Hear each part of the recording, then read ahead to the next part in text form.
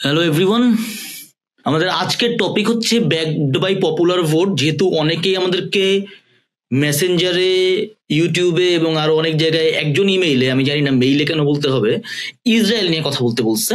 তো আমরা ডিসিশন নিচ্ছি আমরা একটা পডকাস্ট করবো যেটা শুধুমাত্র ইসরায়েল বিষয়ে।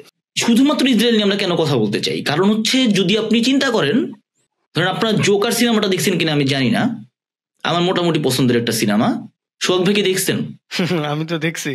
তো জোকার সিনেমাটা যদি চিন্তা করেন, যে আপনি যদি জোকারের অরিজিন স্টোরি বলতে চান এবং আপনি যদি পুরো সিনেমা ধরে বারবার ব্যাটম্যানের কথা বলতে থাকেন, তাহলে মুভিটা আসলে ব্যাটম্যানের মুভি হয়ে যায়, জোকারের মুভি থাকে না। তো আমরা আসলে ইসরায়েল কেন এবং কিভাবে এক্সিস্ট করে এবং তার আসলে উদ্দেশ্যটা কি, এইটা নিয়েই কথা বলতে চাই। এখন অবশ্যই আপনি যদি এমন একজনকে নিয়ে কথা বলেন যে 24 ঘন্টা অন্য একজনের পিছনে লেগে থাকে এবং তাকে ধ্বংস করার পায়তারা করে, তাহলে ভিকটিমকে নিয়ে আসলে কথা না বললে আপনি কিভাবে ক্রিমিনাল পার্টটা নিয়ে কথা বলবেন? সো হয়তো প্যালেস্টাইনের কথা, ফিলিস্তিনের কথা বারবার উঠে আসবে, বাট যেটা হয় আমরা সবসময় এই বাইনারিতে আলাপ করি বলে অনেক সময় আমরা ইসরায়েল নিজেকে নিয়ে কি ভাবে এটা দেখতে পাই না। তো বেসিক্যালি সেই জায়গাগুলো নিয়ে একটু ঘাটাঘাটি করতেছিলাম আমরা, এবং মনে হলো যে এটা নিয়ে কথা বলা যায়। হ্যাঁ মানব, আমার মনে হয় যে ওই যে আমাদের প্রিয় বাসিম ইউসুফ, উনি সুন্দর একটা টার্ম বলছে ইসরায়েল সম্বন্ধে। উনি বলছে ইসরায়েল আসলে হোমল্যান্ডার। হোমল্যান্ডার কারণ কি? সে হচ্ছে নার্সিসিস্ট, আবার সে নিজের ভিকটিম ভাবে সবসময়। তো আমরা আজকে অনেক কিছু নিয়ে কথা বলবো। এর মাঝখানে ভারত উঠে আসতে পারে, ভারতের সাথে এখন যে ইসরায়েলের এত পিরিত, এটা কোত্থেকে আসছে সেটা উঠে আসতে পারে। সোভিয়েত ইউনিয়ন এবং এখন যে সোভিয়েত ইউনিয়নের বংশধর রাশিয়া আসছে তাদের নিয়ে আলাপ আসতে পারে। মানে জুইশ বলতে আসলে আমি এক ধরনের সাদা লোকজন দেখি, মানে আমার গায়ের রঙের লোকজন আমি আসলে খুব বেশি বা আদৌ কোনো ইহুদি দেখছি কিনা আমার মনে পড়ে না। যদিও আমি শুনছি যে ইথিওপিয়াতেও এককালে কিছু ইহুদি ছিল যাদেরকে সরায় নিয়ে যাওয়া হয়েছে ইসরায়েলে, এরকম দেখছিলাম মাঝখানে। তো এই ব্যাপারটা কি আসলে কেউ দেখছেন যে মানে সব মানে ইহুদিরা সাদা কেন? মানে ইহুদিদের তো হচ্ছে মানে অনেকগুলো আমরা ভাগ জানি, যে একটা হচ্ছে আশকেনাজি জিউ, যারা সম্ভবত আমি যদি ভুল করে না থাকি তারা হচ্ছে ইউরোপ থেকে, বিশেষ করে অস্ট্রিয়া এবং জার্মানির ওদিক থেকে মুভ করেছে, রাইট? তারা তো সাদা হওয়ার পসিবিলিটি বেশি, তাই না? আমি এর আগে বলি যে ইয়াটা বলি, একটু ইতিহাস বলি। মানে ইহুদিরা আসলে ইউরোপে যে এই যে আদিকাল থেকেই মারা খাইতেছে। মানে মানে মোটামুটি শেক্সপিয়ারে তো মনে হয় আমরা দেখছি, তাই না? শাইলক নামে একটা লোক থাকে যে মানুষের হার্ট কেটে নিতে চায়, মানে একটা ছোট করে মানে ইন্টারাপ্ট করি, মানে ওই সময় কিন্তু অনেকগুলো এরকম সমসাময়িক নাটক লেখা হয়েছে, মানে যেমন জিউ অফ মাল্টা। হ্যাঁ, মানে মানে ঘুরে ফিরে একই রকম একটা জিউ, মানে ওই মানে কিছুটা ওরকম আছে না, যে এখনকার সিনেমাগুলোতে দেখতে পারে হলিউডে অথবা বলিউডে, কিছু মানুষ সুরমা দিয়ে আছে, কিছু মানুষ মানে মুসলমানদের লেবাস পরে আছে এবং তারাই সন্ত্রাসী, এবং শেষমেশ দেখা যাচ্ছে তারাই ভিলেন। নতুন একটা মুভি হচ্ছে অ্যানিমেল নামের, ঠিক একই রকম জিনিস। আব্বাস নামে একটা ক্যারেক্টার থাকে, আব্বাসই তো বোধহয় নাম। উনি হচ্ছে আবরার যখন আসে তখন হচ্ছে একটা মিউজিক হয় এবং সে হচ্ছে 4টা বউ, তার হচ্ছে মানে সে হচ্ছে ধরেন মুসলমান আর কি, এটা বারবার 4টা বউ। বলিউডে যেমন হচ্ছে মুসলিমরা ভিলেন, হলিউডে হচ্ছে সবসময় রাশিয়ানরা ভিলেন, ইদানিং মানে সামনের দিনে চাইনিজরা হবে ভিলেন। এখন তো মানে এরকম জুইশরা ছিল ভিলেন পুরা পপ কালচার এবং মিডিয়াতে, তাই না? মানে তখনকার মিডিয়ায়, কারণ ধরেন আমি সবচেয়ে বড় নাট্যকার বা সবচেয়ে বড় মানে মিডিয়াগুলোতে সবচেয়ে বড় ব্যক্তিত্বগুলো, এদেরও তীব্র মাত্রায় হেট্রেড ছিল। এই হেট্রেড নিয়ে হচ্ছে সোহাগ ভাই আমাকে ওইদিন বলতেছিলেন মনে হয়, যে সুদের ব্যবসা করতে হচ্ছে জুইশরা। হ্যাঁ, মানে আমরা আর কি যে বেশি আগে যাব না, আমরা ওই মোটামুটি 1000 সালের দিকে যদি আমরা ইউরোপে দেখি, তো তখন তো মানে ইউরোপের এরা খুবই ধর্মপ্রাণ খ্রিস্টান আর কি, মুখে বলে পোপের অনেক শক্তি। তো ওই সময় ওদের ধর্মে কি মানে ইসলাম ধর্মের মতো ওই খ্রিস্টান ধর্মেও মোটামুটি সুদ খাওয়া হারাম বলা যায় আর কি। তো কিন্তু এই সুদের ব্যবসা তো চালাইতে হবে, তো কাদের দায়িত্ব দেওয়া যায়? যে ইহুদিরা আর কি সুদের ব্যবসাটা করতো, কিন্তু ওরা আবার কোনো ধরনের বড় পোস্ট পাইতো না, মানে কোনো চাকরি টাকরি তাদের দেওয়া যাবে না। ওরা হচ্ছে গেটোতে থাকতো, যে ঠিক আছে তোমরা ওই যে ওই ইয়াতে থাকো, ওই যে করাইল বস্তিতে তোমরা থাকবা, ওইখান থেকে তোমরা আর কি সুদের ব্যবসাটা করবা। আমি কি এখানে একটা ছোট নোক্তা দিতে পারি? আবারও মনে আসলো, এই জন্য মানে ইন্টারাপ্ট করছি। সেটা হলো ইন্ডিয়াতে সব মানে কসাইরা যারা মাংস কাটার কাজ করে তারা কিন্তু মুসলমান, এবং তারাও মানে বিভিন্ন জায়গায় বস্তিতেই থাকে এবং তাদের মধ্যেও শিক্ষা দীক্ষা কম, এবং এই কাজে তারা অ্যাসাইন্ড, এবং এই কাজটা অন্য কোনো ধর্মের মানুষজন করে না। মানে এই প্যারাল কিন্তু আরো টানা যায়, যেমন আপনি যে সিএএ এনআরসি হলো না ইন্ডিয়াতে কিছুদিন আগে, একই রকম ঘটনা আপনি 1890-1900 সালে ইউরোপে হরদর পাবেন। যেমন ফ্রান্সে একটা ঘটনা ঘটে 1896-তে, ইফ আই এম মিস্টেকেনটা কারেক্ট করতে হবে, 1896-তে আলফ্রেড ড্রেইফাস নামে একটা লোক, বয়স 40-এর কোঠায়, ক্যাপ্টেন, তার সাথে তাকে গুপ্তচর বৃত্তির নামে, মানে সে স্পাই জার্মানির, এরকম কথাবার্তা বলে জেলে ঢুকায় রাখা হয়েছে, দেশ থেকে বের করে দেওয়া হয়েছে 10 বছর, তাকে অনেক ভোগান্তি দেওয়ার পরে 1906 সালে গিয়ে বলছে সরি, ভুল হয়ে গেছিল।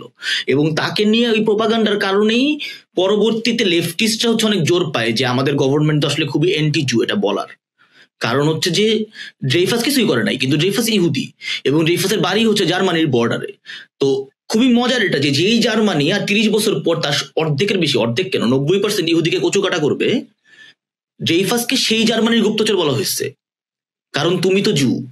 মানে ব্যাপারটা খুব অদ্ভুত যে ফ্রান্স বিশ্বাস করতো জুরা জার্মানির লোক, জার্মানি বিশ্বাস করতো জুরা হচ্ছে রাশিয়ার লোক, আর রাশিয়া হচ্ছে 1903 সালে একটা বই ছাপায় যেটা জার্মানি অনুবাদ হয় এবং প্রচুর বিক্রি হয়, যেটা ইভেন আমাদের হুজুররাও বেন শাপিরোকে যখন কোট করেন না, মানে হুজুর বলা ঠিক না, মানে আমাদের যারা ধর্ম ব্যবসায়ীরা আছেন বাংলাদেশে এক ধরনের, সবার কথা আমি বলতেছি না, কিছু কিছু চিহ্নিত লোকজন আছেন আপনারা জানেন, তারা যখন ইহুদিদের বিরুদ্ধে কথা বলে তারা এই বইটাই ব্যবহার করে। আমি দেখছি বইটার নাম হচ্ছে elders of the Zion, protocols of the elders of the Zion, যেই বইতে দাবি করা হচ্ছে যে ইহুদিরা মিলে ষড়যন্ত্র করতেছে পুরো পৃথিবী দখল করবে। আপনারা শুনছেন মনে হয় এরকম জিনিসপত্র যে ইহুদিরা পৃথিবী সমস্ত, এবং এটা আবার আংশিক সত্য, কারণ অনেক বড় বড় ব্যাংকের মালিক আসলে ইহুদিরা, যেমন গোল্ডম্যান সাকস। আমি ইনফ্যাক্ট যতগুলো ইহুদির নাম বলতে পারবো তাদের সবার নাম হচ্ছে স্টাইন দিয়ে শেষ হয়, এবং তারা হয় বিজ্ঞানী নয়তো বড় লোক, এবং তারা সবাই হচ্ছে আমেরিকা, রথচাইল্ড, রকফেলার। কিন্তু এল্ডার্স অফ দ্য জায়ন যখন ছাপানো হয়েছে তখন আসলে রিয়েলিটি এরকম না। রিয়েলিটি যদি এরকম হয় আপনি 90% ইহুদিকে কচুকাটা করতে পারেন না। তো এরপরেও আমরা দেখছি স্টালিনের সময়, আমরা দেখছি স্টালিনের ধারণা ছিল যে যেহেতু টর্স্কি ইহুদি সেহেতু দুনিয়া সব ইহুদি নিশ্চয়ই তাকে খুন করতে চায়, এবং এই কারণে প্রচুর ইহুদি ডাক্তারকে উনি মেরেও ফেলছেন, মানে জাস্ট ধরে ধরে মেরে ফেলছে রাশিয়াতে। এবং এই ব্যাপারটা খুবই অদ্ভুত যে এই ব্যাপারটা আসলে আপনি যেটা বলতেছিলেন যে মুসলমানদের মধ্যে একটা মিল পান আপনি ভারতের মুসলমানদের সাথে, ভারতের মুসলমানরা আসলে পড়াশোনা করে না, unless your name is Nasiruddin Shah বা শাহরুখ খান বা আমির খান। আপনি যদি খান বংশীয় লোক না হন তাহলে আপনার মধ্যে পড়াশোনার হারটা অনেক কম, কিন্তু জুইশরা হচ্ছে অনেক পড়াশোনা করতো। এটাই আমার মনে হয় যে রোমাদের চেয়ে আলাদা করছে আর কি। রোমারাও কিন্তু এরকম আর কি। রোমা হচ্ছে থেকে মানে ভারতবর্ষ থেকে একটা সময় ইউরোপের দিকে চলে গিয়েছিল, মানে জিপসি। হ্যাঁ জিপসি। তো জিপসিরা পড়াশোনা করে না এটা বলতেছেন? ওদের হারটা কম, ওরা হচ্ছে মানে হার কম না, নাই বললেই চলে, ওরা এখনো শিক্ষিত না, ওরা এখনো অনেক বিভিন্ন বস্তি টাইপের এলাকাতেই থাকে, এবং তাদের এখনো নাগরিক সুবিধা অনেক কম, এবং জিপসি মানুষদের থাকে মানে রাখা হয় আর কি। অনেক দেশে ওদের আর কি যে মানে নাগরিকত্ব নাই। এখন তো আর জুদের গালি দিতে পারে না ইউরোপিয়ানরা, এই যে জিপসিদের 2 দিন আগেও গালি দিত, এখন তো মানে এখন মুসলমান। ইন্ডিয়ানদেরও আমি এখানে দেখছি যে মানে অন্তত আমি যে এখানে থাকি এখানে দেশিদের উপর একটা ব্যাপক রাগ আছে, কারণ দেশিরা হচ্ছে যে দেশিরা অনেকটা ইহুদিদের মতন। এখানে যত ভারতীয়, বাংলাদেশি, পাকিস্তানি আসে দেখে দেশি নাম দেওয়া হয়, ইউকের পুরোটা তাই করে। এবং দেশিদের ব্যাপারটা হচ্ছে দেশিরা যারা এখানে আসে তারা অনেক পড়াশোনা করা, সো আপনি কখনো হোমলেস দেশি পাবেন না। আপনি হোমলেস বিভিন্ন রকম মানুষ পাবেন, কিন্তু দেশিরা হোমলেস হয় না। ফলে দেশিরা যেখানে যায় তারা ভালো বাসাগুলোয় থাকে, তারা ভালো চাকরি করে, এবং লোকাল লোকজন আসলে দেশিদেরকে পছন্দ না, খুবই স্বাভাবিকভাবে পছন্দ না। মানে জেনোফোবিয়া তো আসলে আমি বলতেছি না এটা ভালো জিনিস, কিন্তু এটা তো আসলে অনেক কমন টু কল ইট যে হ্যাঁ এটা অনেক জায়গায় পাওয়া যায়, এটাকে এক ধরনের স্বাভাবিক খারাপ জিনিস হিসেবে বলা যেতে পারে। মানে এটা তো মানে যেখানে মানুষ আছে সেখানে অন্য মানুষের প্রতি একটা জেনোফোবিক আচরণ আছে, মানে অন্য জাতি সম্প্রদায়। যেখানে সংখ্যায় বেশি লোক আছে ওরা সংখ্যায় কমকে ভিলিফাই করে আর কি আনন্দ পায়, এরকম হয়ে গেছে আর কি আমার মনে হয়। আচ্ছা, মানব জার্মানির কথা বলল আর কি, মানে আমার মনে হয় মানে এই জার্মানিতে ইহুদি মারার গ্রাউন্ড জিরো যদি হিসাব করি আমরা 1000-এর দিকে যে আলাপটা করতেছিলাম, তো প্রথম ক্রুসেড হচ্ছে পোপ আরবান 2। ওনার নাম আরবান। হ্যাঁ, আরবান বা উরবান। হ্যাঁ, তো আরবান 2 বলছে যে না আমাদের জেরুজালেম যাইতে হবে। তখনই তো ওই জার্মানি বা ইউরোপে তো ইহুদিরা সুদের ব্যবসা ট্যাবসা করে মোটামুটি একটা অবস্থায় চলে গেছে, এবং ওদের প্রতি একটা হেট্রেড ছিল। ওরা একটা তখন এই যে আর্মি টার্মি তো জোগাড় হয়েছে, জোগাড় হয়ে প্রথম ওরা কাজ করছে। ওরা ঠিক আছে জার্মানি দিয়ে পার হবে, মানে সব দেশে ওরা আর্মি টার্মি সংগ্রহ করতেছে। তো ওরা প্রথম যে ম্যাসাকারটা করে কোনো মুসলিম কিন্তু মারে নাই প্রথম ক্রুসেডে। মানে প্রথম ক্রুসেড যুদ্ধের আগে, প্রথম ক্রুসেড শুরু হওয়ার পরেই রাইনল্যান্ড ম্যাসাকার নামে একটা বিষয় হয়েছে আর কি জার্মানিতে।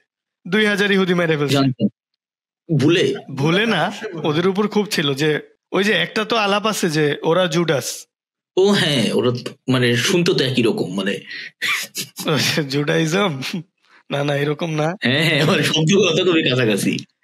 ওরা জুডাস, ওরা জিসাসকে মারছে। তো ক্রুসেডাররা প্রথমে ওদের একটু সাহায্য করি আর কি, মানে বেসিক্যালি ওদের সম্পদ টম্পদ আর কি, জমি জমা টাকা পয়সা লুট হয়েছে আর কি। খুব বেশি তো আর ওই জেরুজালেম দখল হয় নাই, রাইনল্যান্ড ইহুদি মেয়েরা, কিন্তু ওদের আর কি ওই যে টাকা পয়সা গুলা নেওয়া গেছে।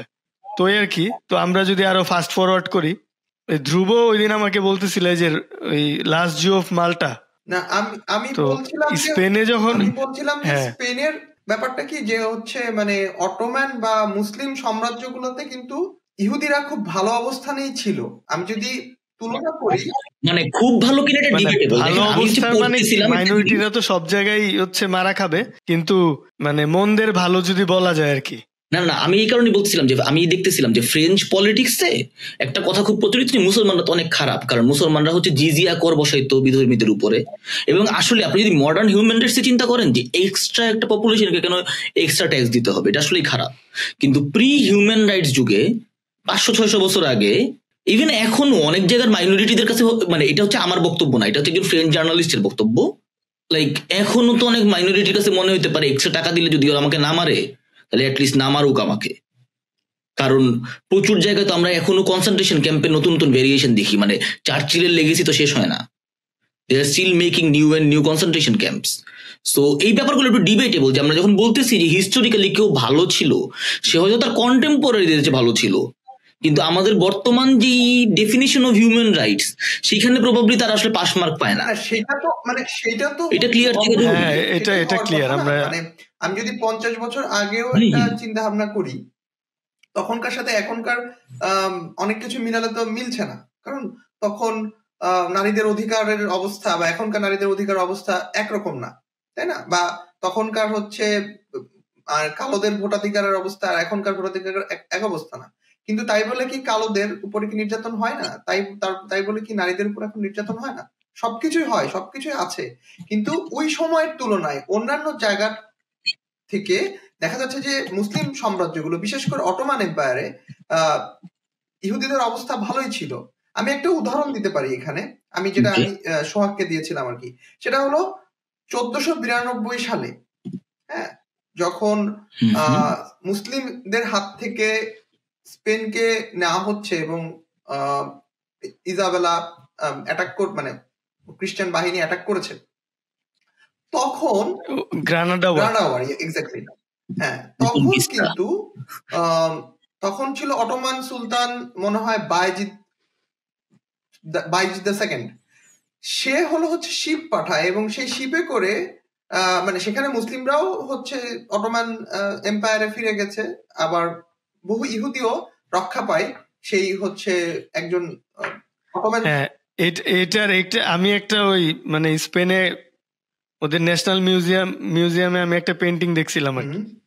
তো দেখে আমি একটু মানে অবাক হইলাম যে ওকে, তো পেন্টিংটার নাম হচ্ছে the expulsion of juice from Spain. এটা এমিলিও সালার পেন্টিং, 1492 এর কাহিনীটা নিয়ে আর কি, 1850-এর দিকে উনি আঁকছে ওইটা। তো ইজাবেলা আর হচ্ছে ওই যে ফার্দিনান্দ, স্পেনের যে রাজা রানী, এদের কিন্তু জুরা টাকা দিছিল, ওই যে মানব যেটা বলতেছিল, যখন হচ্ছে এই ইহুদি তো না, মুসলিম আর খ্রিস্টান যুদ্ধ হয় গ্রান্ডা ওয়ারে, তো প্রচুর টাকা দিছে। ওরা ভাবছে যে টাকা দিয়ে আমরা এই খ্রিস্টান রাজাকে, যে উনি তো জিততেছে, কারণ হচ্ছে তো পতনের দিকে, মুসলিম সাম্রাজ্য পতনের দিকে, আমদানি আদানিদের মতন লাগতেছে, গভর্নমেন্টকে টাকা দেই, হ্যাঁ গভর্নমেন্ট টাকা দিয়ে হয়তো আমাকে বাঁচাই দিবে। কিন্তু টাকা দেওয়ার পরে কি করলো, টাকা দেওয়ার পরেও আর কি লাভ হইলো না, টাকা নিল, যুদ্ধে জিতলো, তারপর আর কি যে বললো যে ভাগো। এটা আপনি ডন কিহোতে পড়লেও পাবেন যে কার্লোস 16 সময়ও মানে 1600 সালের দিকে সব মুসলমান আর ইহুদিদেরকে বের করে দেওয়া হচ্ছে, এরকম লাইভ বর্ণনা আছে যে তারা হেঁটে হেঁটে চলে যাচ্ছে। হেঁটে কোথায় যাচ্ছে আমি জানি না, প্রবাবলি মরক্কো, আলজেরিয়া ওইদিকেই তো, এবং আলটিমেটলি প্রবাবলি ইস্তাম্বুলের দিকে। ইহুদিদের অপশনটা ছিল, মানে ম্যাক্সিমাম কনভার্ট করলে যে ওকে ফাইন, তাহলে হচ্ছে কিছু বলবো না। কনভার্ট না করলে তাহলে হয় তোমার মৃত্যু, না হলে তোমাকে যেতে হবে। মানে ইহুদিদের হাতে মনে হয় যাওয়ার অপশনটাও ছিল না মনে হয়, মানে অধিকাংশের হাতে, মানে ওদেরকে কনভার্টই করতে হবে, না হলে মরে যেতে হবে, বা এরকম একটা সিচুয়েশন ছিল।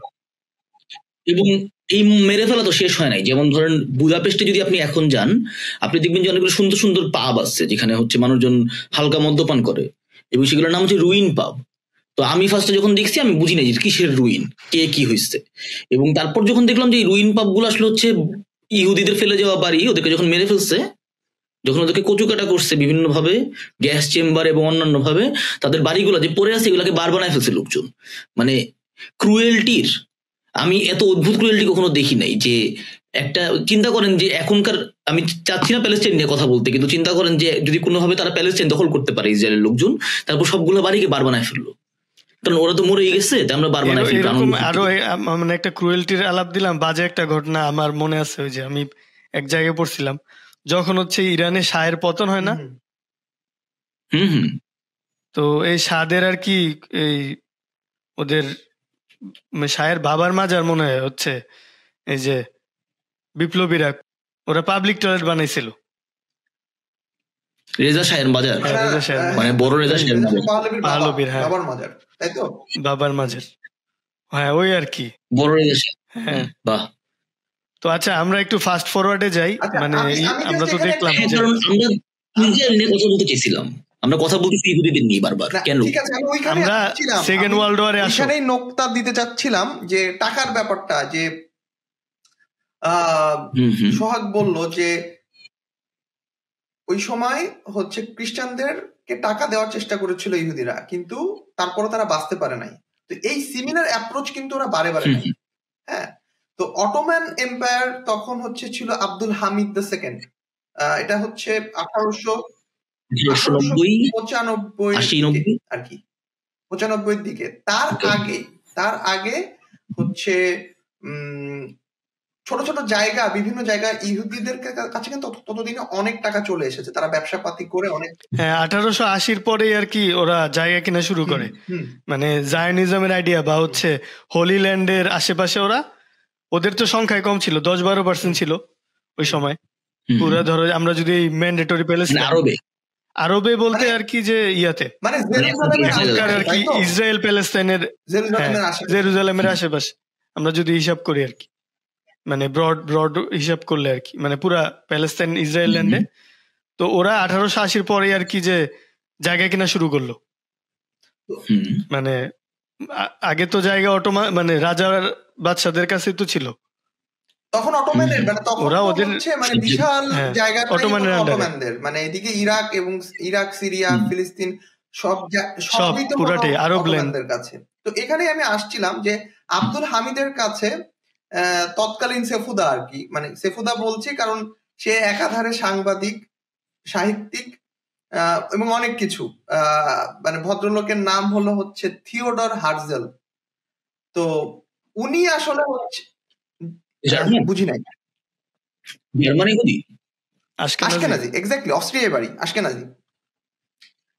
হ্যাঁ, উনি হচ্ছে অটোম্যান এম্পায়ার, অটোম্যান সুলতানকে হচ্ছে একটা অফার দেয়। অফারটা কেন দেয়, এইটার প্রেক্ষাপটটা একটু ব্যাখ্যা করি। অটোম্যানদের অবস্থা তখন কিন্তু নাজুক। 1895 বুঝতে হবে, খুবই ক্ষয়িষ্ণু, মানে খুবই শেষের দিকে অটোম্যান এম্পায়ার। এবং তখন অটোম্যানদের মানে ঋণে জর্জরিত, মানে প্রায় 11.2 বিলিয়ন ডলার, ইউএস ডলার। মানে এখনকার যদি আমি কম্পেয়ার করি, তারা হচ্ছে ঋণ নিয়েছিল বিভিন্ন ইউরোপিয়ান দেশ থেকে, যেমন ব্রিটেন, ফ্রান্স, আরো যারা ছিল সবার কাছ থেকে টুকটাক করে টাকা পয়সা, রাশিয়া টুকটাক করে টাকা পয়সা ওরা নিয়েছিল। এখন ওদের টাকা ধার শোধ করার মতো অবস্থা কিন্তু নাই। তো তখন অটোম্যান সুলতানকে হচ্ছে একটা অফার দেয় এই ভদ্রলোক থিওডর, যে আমি তোমাকে 20% টাকা দিচ্ছি, মানে 20% প্রায় 2.5 বিলিয়নের কাছাকাছি বা 2.2 বিলিয়নের কাছাকাছি এখনকার মূল্য, মানে তখন মনে হয় 20 মিলিয়ন ছিল। হ্যাঁ, তো এই টাকাটা আমি দিয়ে দিচ্ছি, তুমি আমাকে ফিলিস্তিন জায়গাটা দিয়ে দাও, মানে তখন ওই জায়গাটা আমাকে দিয়ে দাও। হ্যাঁ, ওইটা হবে হচ্ছে একটা মানে ওই জায়গাটা ওরা শাসন করবে, মানে অটোম্যানদের কাছ থেকে, মানে কাইন্ডটা জিউইশ স্টেট। এবং অটোম্যান সুলতান কিন্তু এটাতে রাজি হয় না, সে হচ্ছে এই কথায় একমত ছিল না। এবং তারপরে কিন্তু আমরা বিভিন্ন কংগ্রেস দেখতে পারি, প্রথম যে জায়নিস্ট কংগ্রেসটা দেখতে পারি সেটা মনে হয় 1896 সালে আমরা কংগ্রেস দেখতে পারি। এবং সেই কংগ্রেসে হচ্ছে জিউইশদের জন্য একটা স্টেট দরকার, এটা কিন্তু দাবি তোলা হয়। মানে দুইটা প্যারালালি করতেছে, তাই না? একই সাথে অ্যান্টিসেমিটিজমও বাড়তেছে, আবার জায়নিস্ট ক্লেমও বাড়তেছে। হ্যাঁ, ইউরোপে মানে সভ্যতার কেন্দ্রবিন্দুতে। তো এরপরে আসলে হচ্ছে মানে আমি যদি একটু মানে এর মাঝে কিন্তু আরো অনেক কাহিনী ঘটছে, যেমন 1800 থেকে 1850 সালের মধ্যে কিন্তু রাশিয়াতে প্রচুর ঝামেলা যায় আর কি, মানে মুসলমানদের খুন করে প্রচুর, সিরকাশিয়ান জেনোসাইড খুন করা হয় আর কি। এরপরে মানে ওই সময় কিন্তু রাশিয়াতেও কোথাও ভালো অবস্থা না, মানে এই 1885 সালের দিক থেকে কিন্তু রাশিয়া থেকে হচ্ছে মানে ওই ফিলিস্তিনের দিকে, মানে অটোম্যানের শাসন, অটোম্যানের জেরুজালেমের আশেপাশের ওখানে কিন্তু প্রচুর মাইগ্রেট করা শুরু করে। হ্যাঁ, এবং 1904 সালের পরে ইউরোপ থেকে মাইগ্রেট করা শুরু করে। এটা কিন্তু হচ্ছে মাইগ্রেশন কিন্তু মানে চলমান, এই মাইগ্রেশন চলমান। কিন্তু এর মাঝে কিন্তু আমরা একটা জিনিস দেখতে পারি, সেই জিনিসটা হলো first world war. First world ওয়ারে কিন্তু একটা ঘটনা ঘটে, সেটা হলো বেলফোর ঘোষণা, ঠিক আছে? এবং এটার প্রেক্ষাপটটা আমি একটু বলি, সেটা হলো যে তোমরা কাইম ভাইজম্যানের নাম তো শুনেছো, উনি হচ্ছে বিজ্ঞানী আর কি, উনি অ্যাসিটোন আবিষ্কার করে, ঠিক আছে? যখন হলো ব্রিটিশদের নাজেহাল অবস্থা, মানে হচ্ছে মারধর খেয়ে আর কি ফার্স্ট ওয়ার্ল্ডে হেরে হেরে যাবে এরকম একটা সিচুয়েশন আর কি। তো এই সিচুয়েশনে ওদের হচ্ছে বোমা বানানোর যে প্রধান উপাদান, মানে কৃত্রিম ভাবে অ্যাসিটোন আবিষ্কার করা, কৃত্রিম ভাবে অ্যাসিটোন মাথা ব্যথা ওষুধ না, ওটা অ্যাসপিরিন। ও মানে অ্যাসিটোনটা হচ্ছে মনে হয় ওটা প্রাকৃতিক ভাবে পাওয়া যেত, আমি ঠিক পরিষ্কার না, মানে বৈজ্ঞানিক ব্যাখ্যা জায়গাটা আমি পরিষ্কার না, তবে কি ঘটনা ঘটেছিল এটা বলতে পারি। সেটা হলো যে অ্যাসিটোন কৃত্রিম ভাবে সে আবিষ্কার করে, এবং এইটার ফলে মানে একটা যুগান্তকারী ব্যাপার, এই জন্য কিন্তু জার্মানরা হারে। এই কাইম ভাইসম্যানকে তখন প্রধানমন্ত্রী ছিল মনে হয় জর্জ লয়েড বা এরকম কেউ, মানে ব্রিটিশ প্রধানমন্ত্রী। হ্যাঁ, তো সে হচ্ছে মানে কাইম ভাইসম্যানকে বলে, কাইম ভাইসম্যান একজন ইহুদি, এবং তাকে বলে যে তুমি আসলে কি চাও, মানে যুদ্ধে, মানে সে যে এই আবিষ্কারের জন্য মানে তুমি যা চাও আমি তাই দিতে পারি, এরকম একটা সিচুয়েশন আর কি। তো তখন ও বলে যে একটা ইহুদিদের জন্য একটা স্বাধীন রাষ্ট্র দরকার। আমরা কিন্তু ধরে নেই যে হচ্ছে মানে এইটাই হলো হচ্ছে আসলে সেই গ্রাউন্ড জিরো, বেলফোর ঘোষণা আর কি। এই বেলফোর ঘোষণা 1917 সালের 2 নভেম্বরের দিকে দেওয়া হয়, আর 1922 সালে মনে হয় হচ্ছে একটা মানে লিগ অফ নেশন, যে ইউএন এর বাবা, মানে যেটা লিগ অফ নেশনের আসলে এখন কোনো খাওয়া নাই আর কি, অবশ্য ইউএন এরও খাওয়া, মানে তাই ঘটলো আসলে, ইউএন এরও খাওয়া নাই। 1922 সালের দিকে তারা আসলে ঠিক করলো যে হচ্ছে এরকম একটা জিউসদের জন্য আলাদা কিছু একটা স্টেট দরকার। এটা কি অটোমান এম্পায়ার ভেঙে যাওয়ার পর, তাই না? মানে এই জায়গাগুলো খালি হয়ে অটোমানরা হেরে গেল, ঠিক আছে? এবং মানে এই জায়গাগুলো অ্যাডমিনিস্ট্রেটিভলি খালি, এই জায়গাগুলো কোনো অ্যাডমিনিস্ট্রেশন নাই আর। সিকস-পিকট এগ্রিমেন্ট দিয়ে ভাঙা হইতেছে। হ্যাঁ, মানে ফ্রান্স আর ব্রিটেন কাটাকাটি করবে তো। হচ্ছে সিরিয়ার অংশ, আরবের সিরিয়ার অংশ, মিডল ইস্ট সিরিয়ার অংশ, আর ব্রিটেন নিল ইরাক, মিডল ইস্ট, এবং মিডল ইস্টের ইরাক এবং ফিলিস্তিন এই অংশটা। আচ্ছা, লেবানন তো স্বাধীন হয়ে গেছে তখন সাথে সাথে। লেবানন তো ফ্রেঞ্চ। বাহ,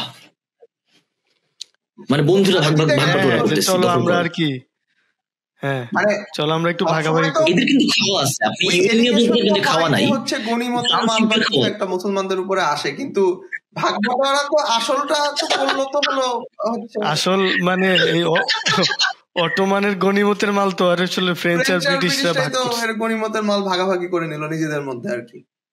হ্যাঁ, বাহ। এরপর যেটা এরপর? ঘটলো যে মানে এরপর ব্রিটিশ শাসিত এলাকায় কিন্তু মাইগ্রেশন হচ্ছে, মানে ফিলিস্তিন, এখনকার বর্তমান ফিলিস্তিন বা জেরুজালেম, তখন কিন্তু ইসরায়েল বা ইসরায়েল। বলি, সেখানে প্রচুর মাইগ্রেশন ঘটছে। সেই 1880 সালের পর থেকে মাইগ্রেশন ঘটছে, ঘটতে ঘটতে 33 সালের দিকে একটা বিশাল ঝামেলা হলো। মানে মানে যেটা হয় যে কি? কোথাও জায়গায় যদি সেটেলাররা কোনো নেটিভ ল্যান্ডে যে সেটেলমেন্ট করা শুরু করে, তখন কিন্তু তারা প্রথম দিকে একটু বিরক্ত হয়, একটু রাগারাগি হয়, একটা সময় কিন্তু একটা তীব্র সংঘাতের সৃষ্টি হয়। এটা আমরা পৃথিবীর নানা দেশে এবং আমাদের দেশেও দেখতে পাই। তো সেই সংঘাতের ফলে যে জিনিসটা হলো, ব্রিটিশরা ঠিক করলো যে আমরা দুই ভাগে ভাগ করব। একটা হলো ইহুদিদের জন্য একটা স্টেট হবে, যেটা এখনকার যে পুরো জায়গাটা সেটা হলো 25% হলো হবে ইহুদিদের জন্য, আর 75% হবে আরবদের জন্য। এখানে আরব বলতে আপনার মনে আছে আপনাকে একটা জিনিস বলছিলাম 25 না যে 35। ব্রিটিশরা হচ্ছে যে কোনো জায়গায় গেলে ডেমোগ্রাফিক মাপে মাইপা হচ্ছে বলে যে এইদিকে এরা বেশি, এদিকে এরা বেশি, চলো কাটি। এরা এই কাটাকাটিটা অনেকবার করছে। এরা এই কাটাকাটিটা ইয়েতে করছে, ইন্ডিয়াতে করছে, আয়ারল্যান্ডে করছে। আমি জানতাম না যে ইসরায়েলেও করছে, মানে প্যালেস্টাইনেও করছে। হ্যাঁ, ওরা প্রথমে এদের এই সেন্সাস করে, মানে আমার মনে হয় যে ওই যে তখন দিছিল ম্যান্ডেটরি প্যালেস্টাইন নাম দিছিল আর কি, British mandate British mandatory For Palestine. হ্যাঁ, তো ওই যে আমি একটু বলি, ওই যে বেলফোর সাহেব কিন্তু নিজেও খুব একটা জাতের ছিল না। উনি জিউদের বলছে যে ওরা এনিমেলের মতো, এদের আর কি একটা ফাইনাল সলিউশন দরকার, এদের হচ্ছে দেশ মানে দরকার। মোট কথা তো এরা কিন্তু ওই যে খেদাও, মানে ইউরোপ থেকে খেদাও, তাই তো? হ্যাঁ হ্যাঁ ভাই, ব্রিটেন থেকেও খেদাও। ওরা তো হচ্ছে ওই যে ফাইনাল সলিউশন ওয়ার্ডটা কিন্তু নাজিরাও ইউজ করতো। হ্যাঁ, উনি এই একই শব্দ ফাইনাল সলিউশন, উনি মনে হয় এই ওয়ার্ড ইউজ করছে কিনা, বা সর্ট অফ আর কি, দ্য আইডিয়া ওয়াজ সেম, যে ওদের আর কি যে খেদাইতে হবে এখান থেকে। সেটা মারো বা সরাও, যেগুলো এখন তো আর মারা যাবে না, যুদ্ধ শেষ, আমরা এখন হচ্ছে ভালো গাই, তো ওদের হচ্ছে সরাইতে হবে। তো ওই উগান্ডা, তারপর মাদাগাস্কার, এইসব জায়গা কিন্তু তারা মোটামুটি ভাবছিল যে ব্রিটিশদের আন্ডারে যেসব জায়গা আছে কোথায় আসলে ভালো হয়। পরে আর কি যে এই প্যালেস্তাইন নিল, আর প্যালেস্তাইন নিয়ে আর কি ভাগাভাগি করলো। তোরা প্রথম যে আদম সময়টা করছিল, এটা কি 1920-এর দিকে মনে হয়, ওই সময় ছিল, মানে ততদিনে তো মোটামুটি কিছু মাইগ্রেশন হয়ে গেছে ফার্স্ট ওয়ার্ল্ড ওয়ারের পর। আচ্ছা, কারণ নাজিরা আসতেছে। হ্যাঁ, নাজিরা আসতেছে, হেট্রেড বাড়তেছে ইউরোপে। তারপর আর কি যে জায়নিজমও পপুলার হইতেছে আর কি, মানে দুইটাই পাল্লা দিয়ে হচ্ছে, তাই না? জায়নিজমও পপুলার হইতেছে যে আমাদের দেশ কই, আমরা তো মানে আমাদের তো টাকা আছে। যেই বাজে কথাটা ব্রিটিশ আর রাশিয়ানরা ছড়াইছে, আমার ধারণা যে সব জাতির একটা দেশ লাগবে, এটা মূলত ব্রিটিশরা ছড়াইছে। সোভিয়েতরাও কিন্তু এই টাইপের চিন্তাই করতো, যে অবলাস্ট করতো, ওরা রিপাবলিক করতো, ছোট ছোট রিপাবলিক, হ্যাঁ, যে ছোট ছোট তাতারস্তান। তারপর ওরা জুইশ অবলাস্ট করছিল তখন, কিন্তু মানে জুদের আসলে আইডেন্টিটি, রিলিজন, ধর্ম, জাতি একই জিনিস আর কি ছিল, ওইভাবে ওরা মোটামুটি কিন্তু জুইশ ছিল জার্মানও। কাফকা কিন্তু বারবার বলে যে আমি একজন জার্মান। ওই জায়গাটায় আসলে মানে আমি শেষের দিকে আর কি 33 সালের দিকে কিন্তু আমরা জানি হিটলার চলে আসলো। তার মানে এদিকে হলো হচ্ছে মানে ভাগাভাগি নিয়ে ডিসিশন হয়ে গেছে ব্রিটিশদের, আবার ওদিকে হিটলার এসে কিন্তু একেবারে মানে নাস্তানাবুদ অবস্থা, মানে ইহুদি নির্যাতন, এবং আমরা জানি যে আমরা কি ঘটেছে সেই সময়। তো এরপরে হচ্ছে মানে আমি ইসরায়েল রাষ্ট্রের পারবো, ইসরায়েল কখন আসলে হলো, মানে 1947 সালের দিকে হচ্ছে একটা ইউএনএ একটা ভোটাভুটি হয় ইসরায়েল স্টেট গঠনের ব্যাপারে। হ্যাঁ, সেই ভোটাভুটিতে 33টা ভোট পড়ে ইসরায়েলের পক্ষে, আর 13টা ভোট মনে হয় ইসরায়েলের বিরুদ্ধে পড়ে, এবং যেখানে ভারতও কিন্তু ইসরায়েলের বিরুদ্ধে ভোট দেয় আর কি। হ্যাঁ, ভারত, পাকিস্তান, হ্যাঁ, মানে মুসলিম কান্ট্রি তো হচ্ছে মানে দেখা যাচ্ছে যে ইসরায়েলের বিরুদ্ধে করছে, কিন্তু ভারত সেখানে, কিন্তু আমরা এখন যে ভারতের মাখামাখিটা দেখি, এটা আমরা পরে আসবো অবশ্যই। তো দেখা গেছে যে ওই সময় তো ভোট দিয়ে ঠিক করা হয়েছে যে ইসরায়েল হবে, সব হ্যাঁ, দেশ মিলে ভোট দিচ্ছে। সব এবং দেশ মানে কয়েকটা দেশ ছিল ওই সময়, তো বেশি দেশ বেশি দেশ ছিল না। ছিল। এবং তখন ভাগাভাগিটা হয় 56% মনে হয় হলো জায়গাটা হবে ইসরায়েল, আর হচ্ছে হ্যাঁ। এটা হ্যাঁ map মানে আছে খুব 56% সুন্দর। ইসরায়েল, বাকি জায়গাটা হলো আরবদের হবে আর কি। হ্যাঁ, ওয়েস্ট ব্যাংক, গাজা আর নর্থের একটা নর্থে একটা অংশ ছিল। এবার এখন border। But Gaza West bank কিন্তু কানেক্টেড ছিল, মানে বড় গাজা, হ্যাঁ। গাজা আর একটু বড় ছিল, ওয়েস্ট ব্যাংক আর একটু বড় ওয়েস্ট ছিল। ব্যাংক বিশাল এখন ছিল, 48 একটু বড় করে 48 সালে করে। কি ঘটনাটা ঘটলো? 48 সালের 10 মার্চ, মানে এইটা কিন্তু ডিসিশন হয়ে গেছে ইসরায়েল রাষ্ট্র গঠন হবে। 48 সালে হুম হুম 10 মার্চের দিকে হুম মানে একরকম গণহত্যা চালানো হলো ওখানকার স্থানীয়দের উপরে। হ্যাঁ, সেটেলাররা আরবদের জায়গায় জায়গায় যে মারধর করে বাসার থেকে বের করা এবং বিভৎস কাণ্ড, মানে বিভৎস অত্যাচার। এটার নামে কি এটা নাগবা? এটাই নাগবা না, নাগবা। এটা নাগবা না। আচ্ছা, এটা হচ্ছে সিভিল ওয়ার বলে আর কি। মানে বলতে চাই এটা তো পুরো ওরা আক্রমণ, civil এটা war একটা বলে। মানে একটা সেটেলারদের আক্রমণ নেটিভদের উপর। না, ওইটা মোস্ট দাঙ্গা না, দাঙ্গা বলা যায়। কিছু জায়গায় অবশ্য ইহুদিদের মারা হয়েছে। কিছু জায়গায় ফাইট ব্যাক করছে হয়তো বা। হ্যাঁ, কিছু যদি ইহুদি মারা হয়েছে, তো মোস্টলি আর কি যে যদি পার্সেন্টেজ হিসাব করি আমরা, তো মানে আরব বা প্যালেস্তানিদেরই আর কি মারা হয়েছে বা বাড়িঘর থেকে উচ্ছেদ হয়েছে। তো ওইবারই বাহ, ওইবারই খারাপ। মোটামুটি আর কি যে যার যার এলাকা আর কি ভাগ হয়ে গেছে। তো এখন হচ্ছে এরপরে 48 সালের মনে হয় মে 14 তারিখে ইসরায়েল হচ্ছে ঘোষণা দেয় তারা একটা স্বাধীন রাষ্ট্র। দাঙ্গার পরে আর কি ঘোষণা ঘোষণাটা দেয়। দেয়। এবং 15 সালে কি বাজে। সরি দুঃখিত 15ই মে, মানে 14ই মে, তো 15 মেটাকে হলো ফিলিস্তিনিরা বলে নাগবা দিবস। ঠিক আছে, আচ্ছা, নাগবা কি? নাগবা মানে হচ্ছে যে মানে ভয়াবহ একটা ঘটনা, এটা আক্ষরিক অর্থ মানে ডিজাস্টার। এবং এরপরে কিন্তু disaster। আরব ইসরায়েল ওয়ারের সূত্রপাত, মানে ওই দিন থেকেই আর কি। হ্যাঁ, হ্যাঁ, তখন তো একটা যুদ্ধ হয়। এই যুদ্ধের পরে তো ইজিপ্ট নিয়ে নেয় গাজা, আর ওই জর্ডান মনে হয় নিয়ে নেয় ওয়েস্ট ব্যাংক, আর নর্থ হচ্ছে ইসরায়েলের কাছে রয়ে যায়। হ্যাঁ, এখন যে বর্ডার ফিক্সড হয়েছে, এটা কিন্তু ওই যে এই আরব ইসরায়েলের প্রথম যুদ্ধ আর কি বলা যায় আর কি, ওইটার পরেই মোটামুটি ফিক্সড হয়ে গেছে। 48-এই 48-এ যেটা হয়েছে, এরপর আর কি, এরপর 48-এ কি হয়েছে, 48-এ ইউএন যে 46% জায়গা বলছিল, এর চেয়ে আরো অনেক বেশি, মোটামুটি মানে 70-30 হয়ে গেছিল আর কি। 30% নিয়ে নিছে তো ইজিপ্ট আর কি বলে হ্যাঁ, জর্ডান। ওইটা তো আসলে প্যালেস্টাইন না, মুসলিম দেশ প্যালেস্তাইন নাই। বলতে তো ওইটাই, ওরা 5-6 দেশ মিলা বলছে যে হ্যাঁ বন্ধু আসো, আমরা তোমার জায়গা ফেরত পাওয়া লাগবে, চলো যুদ্ধ করি, ওদের খেদাই। হুম, হুম। পুরাটাই তো আমাদের ছিল, তোমাদের ছিল কিন্তু পারে নাই কিছু না, পারে নাই, হারছে, হারার পর আরো ছোট হয়েছে। তো এটাই আর কি মোটামুটি ইসরায়েলের যে এখন বর্ডার, ওই সময় মোটামুটি ফিক্সড হয়ে গেছে আর কি। এরপর বাড়ছে, কমে নাই, বাড়ছে কি ওই যে এরপর তো অনেক গেম খেললো। এরপর ওরা যেমন আর্জেন্টিনা থেকে খুবই ইন্টারেস্টিং লাগে আমার, এটা আইসমান নামে এক লোক ছিল, আইকমান তাকে হচ্ছে হেলিকপ্টারে করে ধরে নিয়ে আসছে, তারপর তার ট্রায়াল হইলো, যেটা নিয়ে হচ্ছে সিনেমা হয়েছে। হানা আরেন্ট সম্ভবত একটা বই লিখলো, আইসম্যান ইন জেরুজালেম, যেখানে আইসম্যান বললো যে আমি তো সরকারি অফিসার, আমার তো কিছু করার ছিল না, সরকারি অফিসার আমাকে যদি অর্ডার দেওয়া হয় খুন করতে আমি তো করবোই।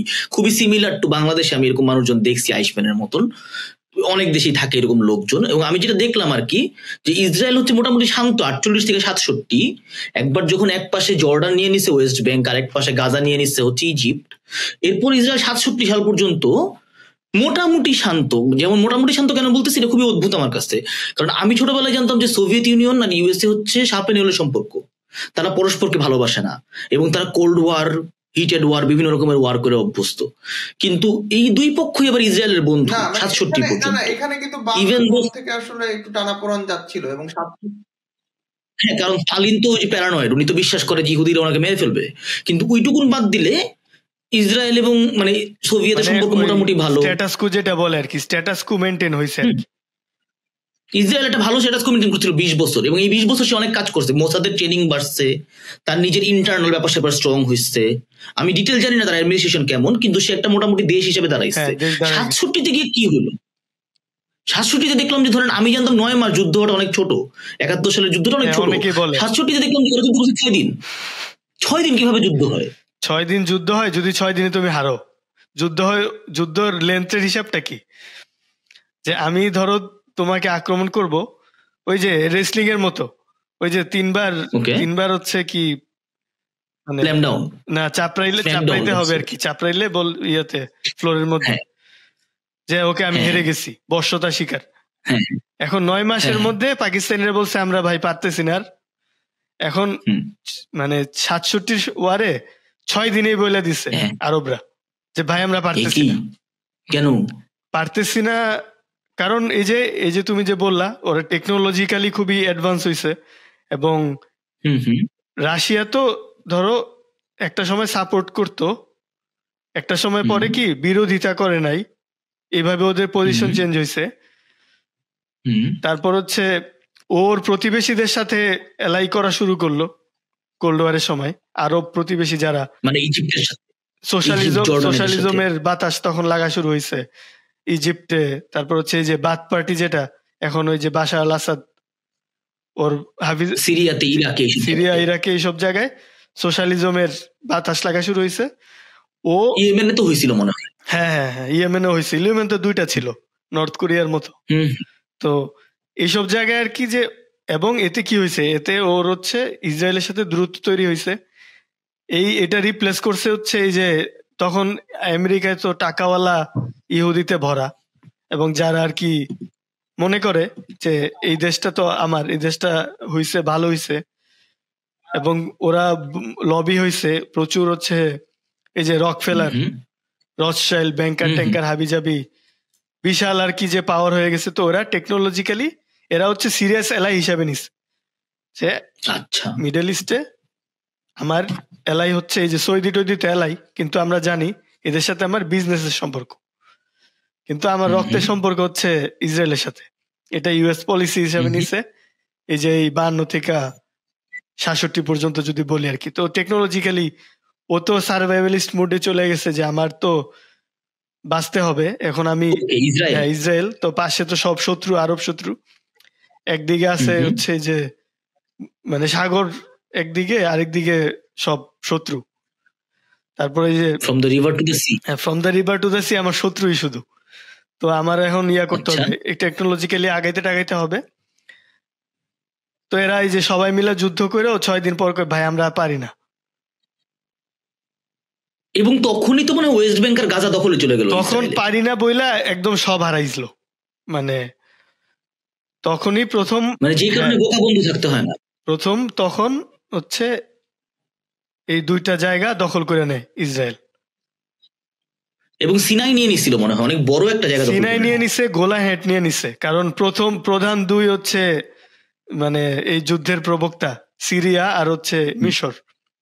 সিরিয়া থেকে ইউনাইটেড আরব রিপাবলিক নাম, ওরা 2 ভাই মিলে তো আবার একটা দেশ করছিল, যে চলো চেষ্টা করছিল, পারে নাই। কারণ হচ্ছে মিশরীরা তখন হচ্ছে ডমিনেট করা শুরু করছে আর কি, যে আমরা ফার্স্ট ক্লাস সিটিজেন যেটা হয় আর কি, মানে যে কোনো ইউনিয়নে যেটা হয়, ইন্ডিয়ান রিপাবলিক আমরা দেখছি এরকমই হয়। ইন্ডিয়াতে ব্যাপারটা হলো নর্থ যেমন ডমিনেট করার চেষ্টা করে, তাই তো। তবে ইন্ডিয়ায় বেঁচে গেছে যে ফেডারালিজমটা শক্তিশালী, মানে কতটা শক্তিশালী, সাউথের জন্য শক্তিশালী, নর্থ ইস্টের জন্য শক্তিশালী না।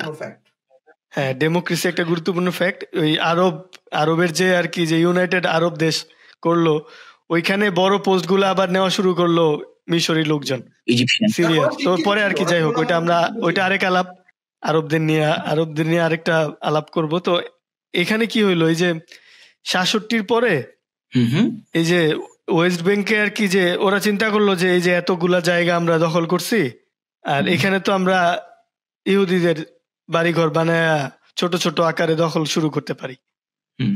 তো অবৈধ সেটেলার যেটা বলে আর কি, ওইটা আর কি শুরু করে। এটা 67 এর আগে ছিল না, এটা এর আগে ছিল না। এবং ওরা পার্লামেন্টে 70-তে একটা ল করে আর কি, ইসরায়েল। ওটা ওই এখন যেমন আর কি এই যে এই অবৈধ কাজগুলা তো আসলে পার্লামেন্ট দিয়ে বৈধ করার চেষ্টা আর কি, গণতন্ত্র এই সুবিধাটা দিছে আমাদের। হ্যাঁ, পার্লামেন্টে যদি 100 মানে এই যে রাশিয়া কি করলো, এই যে ইউক্রেনের 4টা প্রদেশ দখল করে বললো যে হ্যাঁ আমরা তো ভোটাভুটি করলাম, পুতিন কন্ট্রোল ভোটাভুটি করে এই যে আমরা 4টা প্রদেশ, এটা রাশিয়ার অংশ হয়ে গেল। ওয়েস্ট যেভাবে ক্রিমিয়া নিছিল। হ্যাঁ, যেভাবে আগের বার ক্রাইমিয়া নিছে, তারপর হচ্ছে এবার 4টা নিছে নতুন, দোনেস্ক, লুহান্স্ক, কেরসন আর হচ্ছে জাফরোশিয়া। ওয়েস্ট ব্যাংক এইভাবে দখল করলো। ওয়েস্ট ব্যাংক কিন্তু ওর ল আছে, এটা 70-এ পার্লামেন্টে পাশ করছে, তারপর এটা কন্টেস্ট করা হয়েছিল মানে সুপ্রিম কোর্টে, সুপ্রিম কোর্ট আবার পক্ষে রায় দিয়ে দিছে। সুপ্রিম কোর্টও আসলে ওদের পক্ষে হইলে যেটা হয় আর কি, ওরা বলে যে এটা ইস্ট জেরুজালেম পুরাটা, মানে ওয়েস্ট ব্যাংকে বলে, আর পুরাটারে বলে জুডাই সামারিয়া এলাকা, জুডাই সামারি। এটা আমার মনে হয় বিবলিক্যাল টার্ম আর কি, খুব সম্ভবত। আচ্ছা, হ্যাঁ, সামারিটান টাইপের কিছু। সামারিটান তো ভালো জিনিস হইতেও পারে না, সামারিটান কিন্তু ভালো জিনিস। বাইবেলে যখন বলে গুড সামারিটান, এর অর্থ হচ্ছে যে সামারিটান এমনিতে খারাপ হয়, কিন্তু এই লোকটা ভালো, he is a good Samaritan ব্যাপারটার মতো। এটা একটা বই আছে মনে হয়, গুড মুসলিম নামে। তো যাই হোক, তো 73-এ আরেকটা যুদ্ধ হলো না, ইয়ম কিপ্পুর যুদ্ধ। 73-এ ওরা আবার প্ল্যান করলো যে না হয়েছে ভাই, ইসরায়েল এই যে তখন আর কি, তখন হচ্ছে ওদের যে এস্টাবলিশমেন্ট, কাদের মানে আমাদের যে, মানে আপনি ও বিষয়টা ক্লিয়ার করেন, মানে ফিলিস্তিন না ইসরায়েল নাকি আরবদের, ওরা তো কিকড আউট, মানে আমাদের যে মুক্তিযোদ্ধারা ছিল, ফিলিস্তিনি মুক্তিযোদ্ধারা, আচ্ছা বাংলাদেশের না, আমাদের বাংলাদেশের না, তো বাংলাদেশের ওরাও তো লড়াই টড়াই করছে, মানে বাঙালি অফিসারও তো আছে, ওইটা আমরা পরে ওখানে গেছে। আচ্ছা, আমরা ফিলিস্তিন নিয়ে আলাপ না করি, ইসরায়েল। তো এরা আর কি যে এরা তো আসলে কিকড আউট হয়েছে, মূল স্ট্রাকচারটা মুক্তিযোদ্ধাদের, Yasir Arafat, PLO, basically PLO তো ফাইটটা করতেছিল, তো এরা কিকড আউট হয়েছে, এরা জর্দানে আশ্রয় নিছে, প্রথমে জর্দানে আশ্রয় নিছে, তো তারপর আর কি এরা 73-এ আবার প্ল্যান করছে 4-5 বছর মিলা যে না আমাদের তো আবার এই ফাইট ব্যাক করতে হবে, আমরা আবার আরেকটা ওয়ার করি, ওইটা ইয়াম কিপুর ওয়ার নামে পরিচিত আর কি। ইয়াম কিপুর দিয়ে মনে হয় অ্যাটাকটা করছিল, তো হ্যাঁ, তো ওই সময় রমজান মাস ছিল মুসলমানদের, 10ই রমজান, জুইসদেরও সাবাত ছিল, ওইটাও ওদের রমজানের মতোই আর কি, উপাস থাকে ওরা। এবার কিন্তু হামাস অ্যাটাকটা করছিল এই সাবাতের সময় খুব, তো অনেকে আবার এটা দুইটা প্যারালাল করে আর কি। তো সাবাতে কি করে, সাবাতে যারা হচ্ছে ধরো মানে আমাদের আছে না যে মুসলমানদের যে জুমার সময় কাজ বন্ধ রাখতে হবে, তো ওদের রোজার সময় কাজ বন্ধ রাখতে হবে, এরকম কিছু নাই, নামাজ পড়ার টাইমে মানে ওই তো প্র্যাকটিস করে আর কি। হ্যাঁ, প্র্যাকটিসটা করা হয় যেটা, তো ওই রকম ইহুদিদের আছে কি যে না সাবাতের সময় আমরা কোনো কাজ টাজ করা যাবে না, এগুলো হারাম প্রচুর। হ্যাঁ, তো প্রচুর ইহুদি সোলজার তো ঘুমাচ্ছিল বা হচ্ছে রেস্ট নিচ্ছিল রোজার মধ্যে, ওদের যে রোজা আর কি, ওদের সাবাতে খাবার দাবার না খেয়ে ওরা রেস্ট নিচ্ছিল, তো ওই সুযোগটা কাজে লাগে অ্যাটাক করছে, কিন্তু ওই ওয়ারটাও মনে হয় 25 দিনের মতো হয়েছিল নাকি। আচ্ছা, তারপর তো সিনাই দিয়ে দেয় ওরা, ওই ওয়ারেও হারছে, তবে ইসরায়েলের অনেক লোক মরছে, প্যালেস্তাইনি মুক্তিযোদ্ধা মরছে, এই আরব দেশগুলার অনেক ক্ষয়ক্ষতি হয়েছে। তো এরপর আর কি যে তখন আনোয়ার সাদাতই তো খুব সম্ভবত ছিল ইজিপ্টে। হ্যাঁ, আনোয়ার সাদাত বললো যে না এদের সাথে আসলে পারবো না, মানে এই রিয়েলিস্ট হয়ে গেল যে আমরা পারবো না। তখন তো মনে হয় ইউএস এর সাথেও কিছু সম্পর্ক উন্নয়ন করছিল। হ্যাঁ, মানে গামাল তো নাই, গামাল না থাকা মানে তো সম্পর্ক ভালো করা ইজিপ্টের জন্য। হ্যাঁ, তো সম্পর্ক উন্নয়ন করছিল, সোভিয়েতদের এই দূতাবাসে ছোট করে ফেলো, সোভিয়েত ডিপ্লোমেট বহিষ্কার করো, কেজিবি এজেন্টদের খেদায় দেওয়া শুরু করলো, মানে একটা অদ্ভুত ঘটনা আছে এখানে। হ্যাঁ, বলেন। আচ্ছা, তো এরপর ওইটা করতে গিয়া করলো যে না ওদের সাথে আর পারবো না, আমরা যে একটু দেখি পিস টিস করা যায় নাকি। তো ততদিনে তো সিনাইয়ে ওর কি ইসরায়েল তো ওই যে ইসরায়েল যেটা করে সেটেলমেন্ট জায়গা তো পাইছি, মানে কি এখানে বাড়ি বানাও, বাড়ি বানায় দুইজন হচ্ছে ইহুদিকে বলো তুমি থাকো, তারপর বলে এই জায়গাটা আমার। ওদের অবৈধ সেটেলমেন্টের মানে পলিসি এরকম, শর্টকাটে যদি বলি। তো সিনাইয়ে তো এরকম করলো, প্রচুর লোকটোক ছিল, মানে ইসরায়েল আর কি যে একটা স্ট্র্যাটেজিক ডিসিশন নিছে যে আমরা একটা শত্রু কমায় ফেলবো আরবদের মধ্যে। তো কিভাবে কমায় ফেলবো, তো কি বর্ডারটা ফিক্স হয়ে গেল যে হ্যাঁ বর্ডার ফিক্স হয়ে গেছে। এরপর আর কি যে বর্ডার কমলো না বাড়লো না, এই ওয়ার গুলা হয়েছে। 73-এর পরে আর বড় ওয়ার হয় নাই। মানে এরপরে হচ্ছে সিনাই উপত্যকা ডিলটা হয়ে গেল, সিনাই উপত্যকা পেয়ে গেল, সিনাই হয়ে গেছে কিন্তু গোলান হয় নাই। কারণ গোলানে তো থাকে হচ্ছে ইয়াজিদিরা, গোলানে না দ্রুজরা থাকে,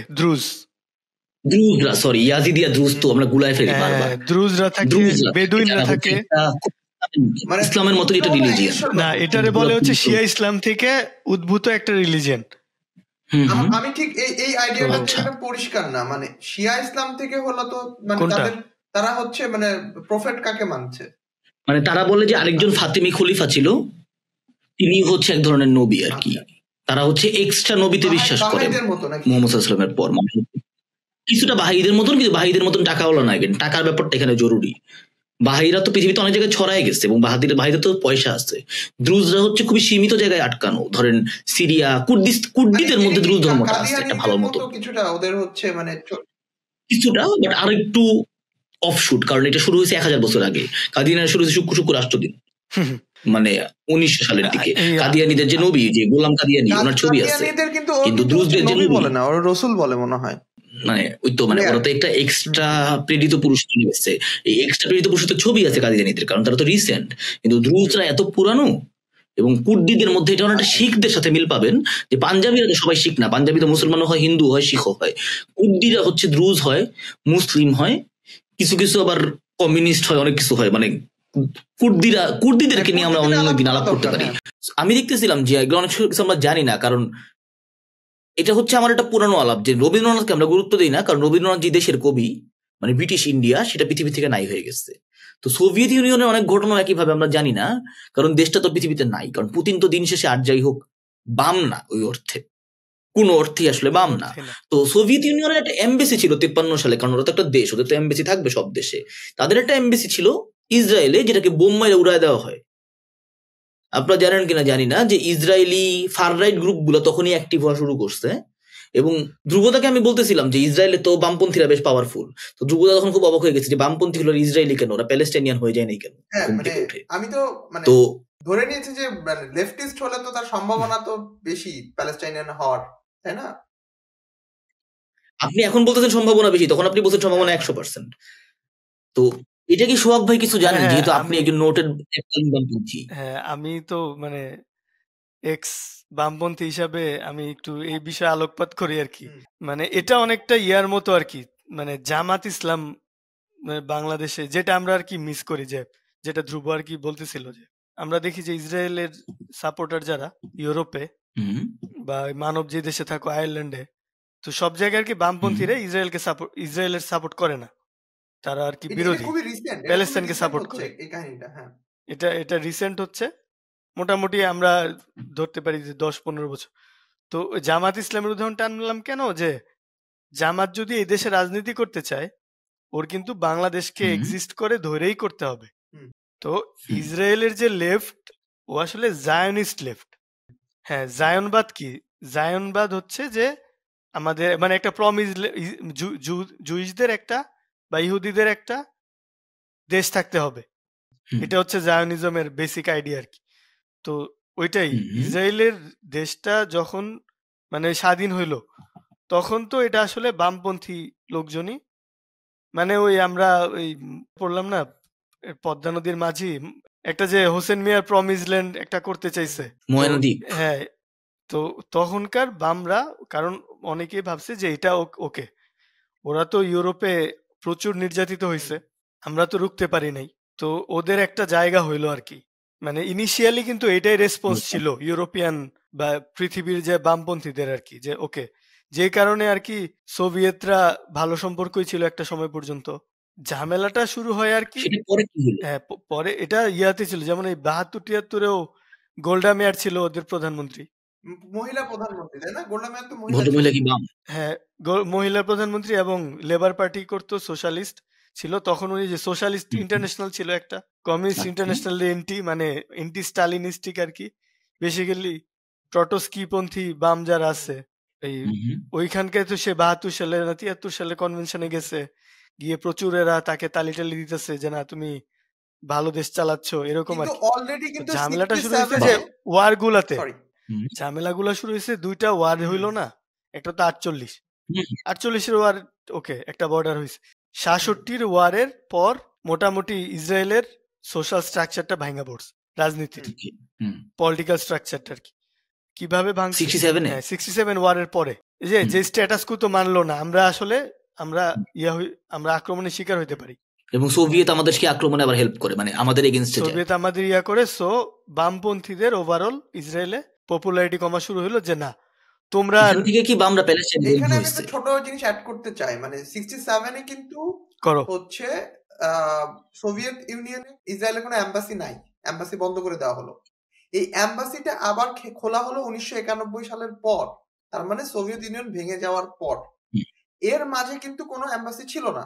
এবং ইউরোপের কোন দেশটা আসলে হচ্ছে ইসরায়েলের বিরোধী ছিল? একটা দেশ ছিল, এখন আর নাই, সেটা হলো ইস্ট জার্মানি।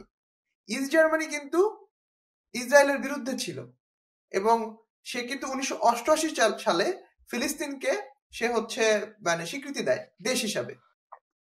এবং ইস্ট জার্মানি কিন্তু তখন সোভিয়েত ব্লকের একটা দেশ এবং সে কিন্তু বামপন্থী ধারায় কিন্তু পরিচালিত ছিল।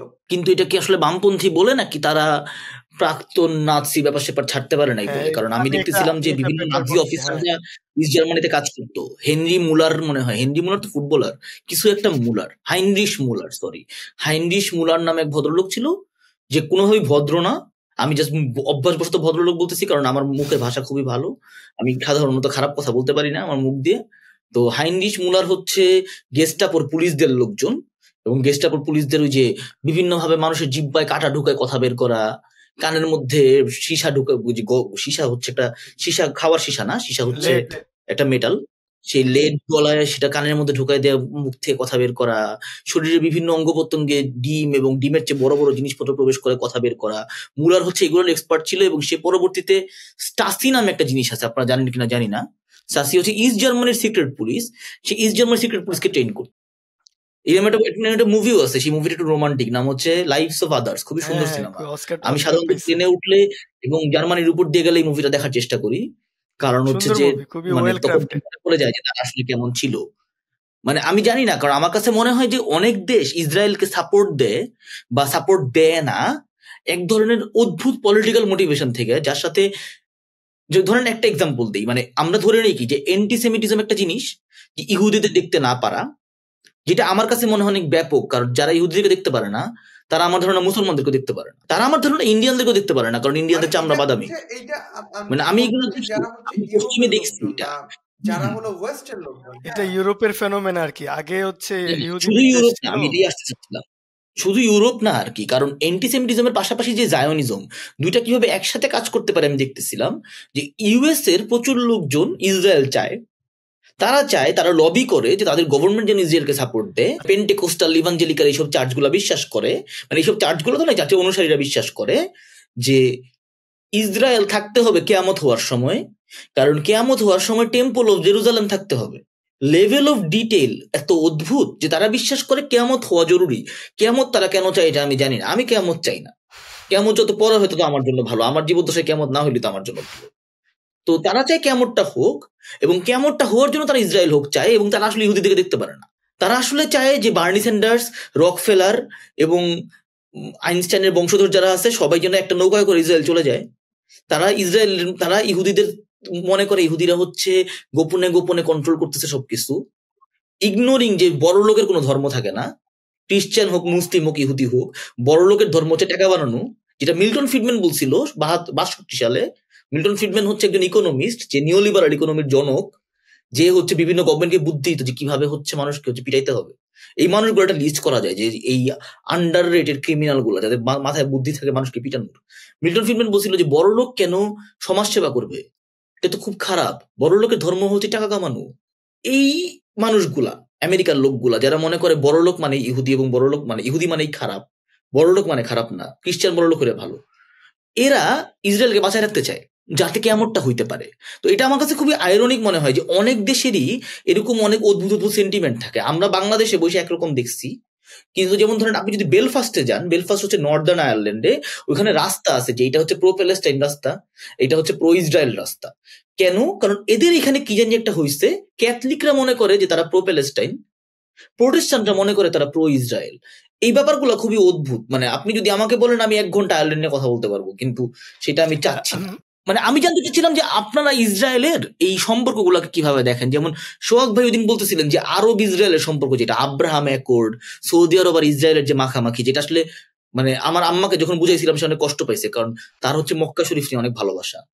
তো মক্কা শরীফ যাদের দখলে আসলে, মানে মক্কা শরীফ যারা মানে হেফাজত করে, যারা যারা মক্কা শরীফ দেখে কাবার রাখে, চাবি সৌদি আরব, মানে কাবার চাবি যাদের হোল্ডার আর হ্যাঁ, কি হোল্ডার। কাবার চাবি যাদের আঁচলে থাকে, যাদের পাঞ্জাবি বা আমি জব্বার আঁচলে ওইখানে থাকে। আসতেছি, আসার আগে আমি আমার ওই যে লাস্ট আলাপটা শেষ করে ফেলি ছোট করে। বলেন। ইসরায়েলে বাম রাজনীতির পতনটা হয়েছে, লাস্ট কফিনের শেষ পেরেকটা ঠুকছে হচ্ছে তোমার যে প্রিয় একজন ইহুদি আইস্তাক রাবিন বা ইসাক রবিন। রাবিন। তো উনি যে প্রধানমন্ত্রী ছিল, উনি কিন্তু আরাফাতের সাথে মিলে, উনি তো লেবার পার্টির, উনি বাম মানে জায়নিস্ট লেফটিস্ট আর কি, নর্মাল বাম না, জায়নিস্ট বাম। উনি হচ্ছে আর ইয়াসির আরাফাতের সাথে মিলে হচ্ছে অসলো চুক্তি করছিল। শুনছি নাম, 93 সালে অসলো চুক্তি করছে যে ওকে ফাইন, তোমার একটা দেশ, তুমি এখন হচ্ছে এই 66 বর্ডার নিয়ে তোমার একটা দেশ, অবশ্য বলে নেই, প্যালেস্তাইন এন্টিটি বলছিল আর কি উনি দেশ, উনি হ্যাঁ ওই তো আর কি, ইসরায়েলের বাম হইলো কতটুকু বাম হবে আর কি, ওইরকম অবস্থা। তো না, এখন ইসরায়েল অনেক বাম এবং তারা খুবই প্রো প্যালেস্টাইন, খুবই অদ্ভুত এটা। আছে কিছু আছে, কিন্তু তাদের আসন নাই, পাওয়ার হারানোর পরে তারা এখন প্রো প্যালেস্টাইন। হ্যাঁ, তো ভোট নাই কিন্তু সাপোর্ট আছে। যতদিন ভোট ছিল তারা ছিল না প্রো প্যালেস্টাইন ছিল, মানে ওই যে লাস্ট হচ্ছে এই যে 95 সালে, তো 95-তে কিন্তু এই চুক্তি করার পরে মানে পুরা হামাস টামাস হাবিজাবি সব ক্রাইসিস তো 95-এর পরে এসকেলেট হয় আর কি। ইন্তিফাদা হলো।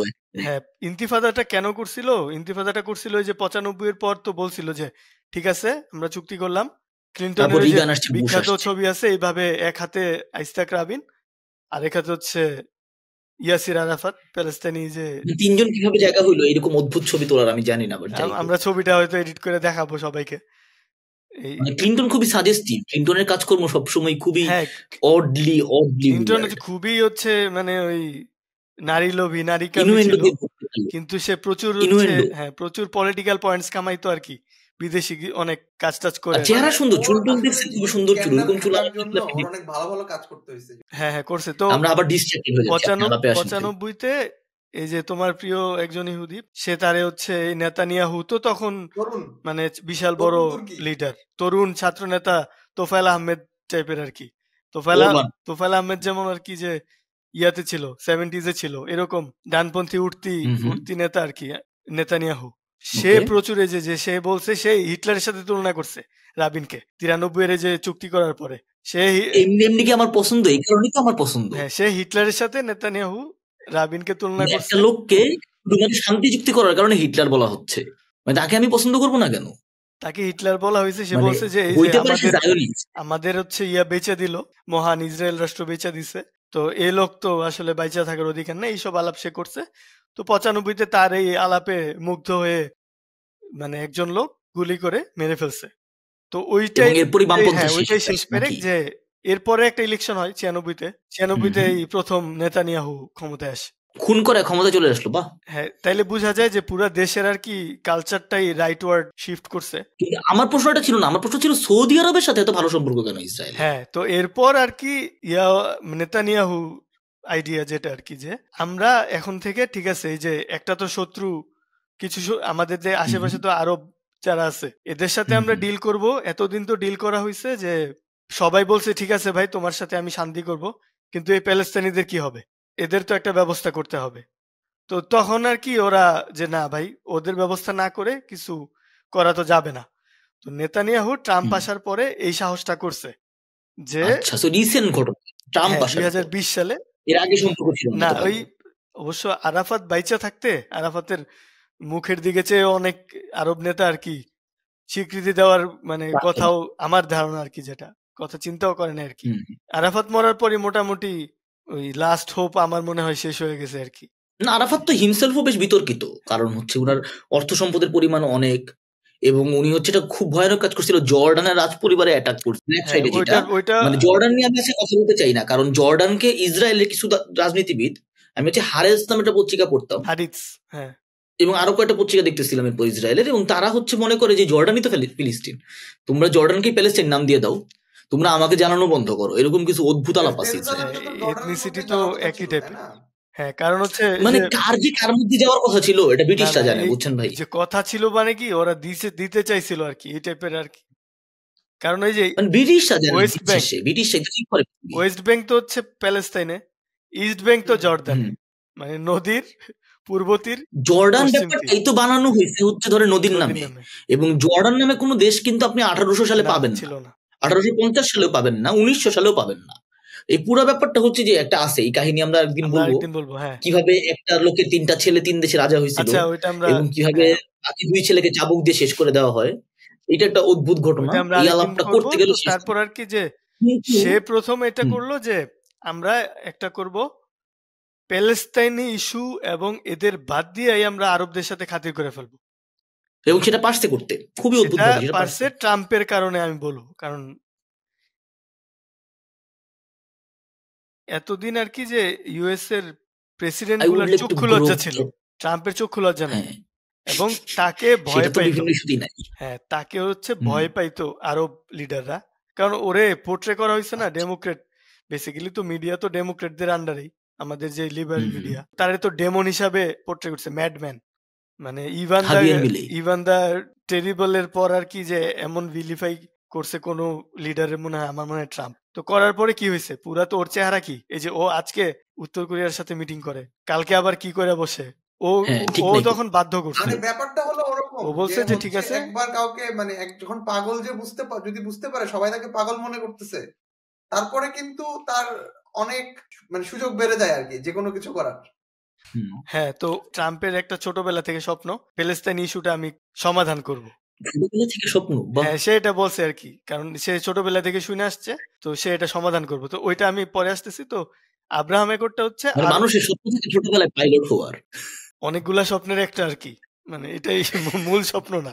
আব্রাহাম একর্ড, আব্রাহাম মানে কি, আব্রাহাম তো এই যে আমাদের ইব্রাহিম নবীর নামে, হ্যাঁ, ইব্রাহিম আলাইসাল্লামের নামে যে একর্ডটা করছে, এটার মানে হচ্ছে যে এই যে, তো এই আব্রাহামের ধর্মগুলা বলা হয়তো যে এটাই তো আব্রাহামের এক ঈশ্বরবাদ থেকে আর কি উদ্ভূত ধর্ম, জেনারেলাইজ যদি আলাপ দেই আমরা। তো আব্রাহামের ধর্মের লোকজনের শান্তি করতে হবে। ইহুদি তোমরা ইয়া করো, এই যে ইহুদিরা বলতেছে আরবরা তোমরা হ্যান্ডশেক করা শুরু করো। তো যাদের আর কি যেমন এই যে ইউএই, দুবাই, টুবাই, এরা তো মানে ওদের তো মোরালি ব্যাংক্রাফট আগে থেকে, ওদের কিছু আমরা এদেরকে নিয়ে একদিন আলাপ করতে পারি। ইউনাইটেড আরব আমিরাত, আর হচ্ছে যে বাহরাইন, যেটা আর কি, বাহরাইন একটা হুদাই একটা দেশ আছে, হ্যাঁ, একটা খুবই ছোট মনে হয়, হ্যাঁ, সবাই শিয়া কিন্তু ওদের লিডার হচ্ছে সুন্নি আর কি। ওদের এয়ারলাইন্সটা ভালো, গালফ এয়ার খুবই ভালো এয়ারলাইন্স, কাতার এয়ারও ভালো, কাতার তো বেস্ট। হ্যাঁ, কাতার বেস্ট। ওরা দুই দেশকে রাজি করাইতে পারছে। কাতার এত ক্লোজ এলাই, কাতারের তো নিজের একটা আলাদা অবস্থান আছে, তো ও রাজি হয় নাই, সৌদি আরব রাজি হয় নাই। তো বেসিক্যালি আরবদের মধ্যে দুইটাকে, ও মূল আরবদের মধ্যে দুইটাকে হচ্ছে শান্তি করাইছে আর কি। এটা বলা হয়, এটা আর কি যে মানে নেতানিয়াহুর একটা বড় ট্রায়াম্প। তো সৌদি আরবের সাথে এই যে অনেকে তো বলে যে এই বছর সৌদি আরবের সাথে ভোটের আগে, ইউএস এর ভোটের আগে নর্মালাইজ হয়ে যাইতো, মোটামুটি কনফার্ম হয়েছিল, আলাপ টালাপ কিন্তু ব্যাকগ্রাউন্ডে হয়েছিল মোহাম্মদ বিন সালমানের সাথে। তো হামাসের এই অ্যাটাক এটা বন্ধ করছে। এটা মোটামুটি এক ধরনের মোটামুটি এই আলাপটা এটা আমরা একটা পাইলাম যে ইসরায়েলের সাথে একটা সম্পর্ক হচ্ছে মুসলিম বিশ্বের। তো একটা দেশ নিয়ে না আমি খুবই কনফিউজ থাকি সবসময়, সেটা হচ্ছে আমাদের প্রাণপ্রিয় প্রতিবেশী, আমাদের আংশিক শেকড় যেখানে অনেকের উল্টা পাশে তো আছে, এটা সেটা হচ্ছে ভারত। কারণ হচ্ছে যে আমি যেটা দেখতেছিলাম সেটা হচ্ছে যে মানে আমরা মানে এটা তো আসলে কমন নলেজ না, যদি হইতে পারতো, সেটা হচ্ছে গান পাউডার এম্পায়ার নামে তো 3টা এম্পায়ার ছিল। কাজারদের একটা, মানে ইরান, যেটা তখন ইরান আবার শিয়া না, তখন ইরান সুন্নি খুবই অদ্ভুত ভাবে। একটা হচ্ছে অটোমানদের যে এম্পায়ারটা, পৃথিবীর সবচেয়ে বড়, এককালে ইউএস এর আগে সবচেয়ে বড় কি বলে মেল্টিং পট, যেখানে বিভিন্ন রকমের মানুষজন আসতো। এবং আপনারা জানেন কিনা আমি জানি না যে ইস্তাম্বুল শব্দটার মানে হচ্ছে দ্য সিটি, মানে এই শহরটার অন্য কোনো নাম দেওয়া লাগতো না, মানে দ্য সিটি, কারণ সিটি তো একটাই। এরকম একটা অদ্ভুত ধারণা তখন, কারণ ইউরোপ আর এশিয়ার মাঝখানে একটা ব্রিজের মতন একটা শহর। তো অটোমানরা আর এই পাশে হচ্ছে মুঘলরা, এই 3 এম্পায়ার হচ্ছে গান পাউডার এম্পায়ার বলে। এবং 3টারই একটা আওরঙ্গজেবের মতন একটা দুইটা কেস বাদ দিলে, ইভেন তারও পুরো ক্যারিয়ার না, তারও ক্যারিয়ারের অংশ বিশেষ, কারণ তার সেনাপতির নাম জয় সিং, প্রায় পুরো সময় ধরেই জয়পুরের যেই প্রতিষ্ঠাতা। তো এরা সবাই খুবই রিলিজিয়াস, টলারেন্স, দিনী ইলাহি, তাজমহল, আকবর, মানে এক ধরনের মাঝে মাঝে জিজিয়া কর আনছে, এরকম অনেক কিছু আনছে, কিন্তু মোরলেস একটা টলারেন্সের ব্যাপার স্যাপার ছিল। মানে ওয়াহাবিজম বা সালাফিজম আপনি এদের মধ্যে পাবেন না কোনো অর্থেই। এবং তখনকার যুগের বিভিন্ন হুজুররাও হচ্ছে তাদেরকে মাঝে মাঝে ফতোয়া দিতে বাধ্য হয়েছে যে এরা আসলে প্রপারলি মুসলমান না। বিশেষ করে মুঘলদের ক্ষেত্রে এটা হরহামেশা হয়েছে। এবং মুঘলরা যে ইহুদিদের ব্যাপারেও বেশ টলারেন্ট ছিল, এটার একটা সুন্দর প্রমাণ হচ্ছে ধরেন আমাদের 71-এর যে জেএফ আর জ্যাকব, উনাদের যে বংশ তালিকা, উনারা দীর্ঘকাল ধরে ইন্ডিয়াতে বসবাস জ্যাকবের ফ্যামিলি খুব বেশি আগে আসে নাই। জ্যাকবের ফ্যামিলি আসছে হচ্ছে, জ্যাকবের এক সাক্ষাৎকারে আমি পেয়েছিলাম, সেটা হলো 200 বছর আগে। ওরা বাগদাদ থেকে ইন্ডিয়ার দিকে, কিন্তু অনেক আগের থেকে তো বাগদাদি জুজার। আমার তো এটাই পয়েন্ট ছিল যে বাগদাদ ছিল হচ্ছে কাজারদের আন্ডারে, if I am not mistaken. মানে আমি যদি ধরে নেই যে আব্বাসি ফাতেমি এরা শেষ, মানে 1000 বছর আগের কিচ্ছা শেষ। 400-500 বছর আগে যদি আমরা যাই, ইরানের হাতে ছিল ইরাক টাইপের অংশটা, একটা বড় অংশ। একটা বড় অংশ ছিল হচ্ছে অটোমানদের হাতে। পৃথিবীর একটা শেষ প্রান্তে একটা মুসলমানদের এম্পায়ার আছে যেখানে অর্ধেকের চেয়েও বেশি পপুলেশন হিন্দু, সেটা হচ্ছে ইন্ডিয়া, মুঘলরা। তো এই মুঘলদের এম্পায়ারে একটা টলারেন্সের প্র্যাকটিস ছিল। তো যুবদা মনে আছে কিনা আমি জানি না, আপনার সাথে কথা ছিল এটা নিয়ে, যে এখনকার ইন্ডিয়াতে দাবি করে যে দেখো আমরা তো খুব টলারেন্ট ছিলাম, আমরা জুইশদেরকে রাখছি, আমরা সবাইকে থাকতে দিচ্ছি। আবার তারা দাবি করে যে মুসলমানরা 700 বছর ভারতকে দখল করে রাখছে, খুব খারাপ অবস্থা ছিল।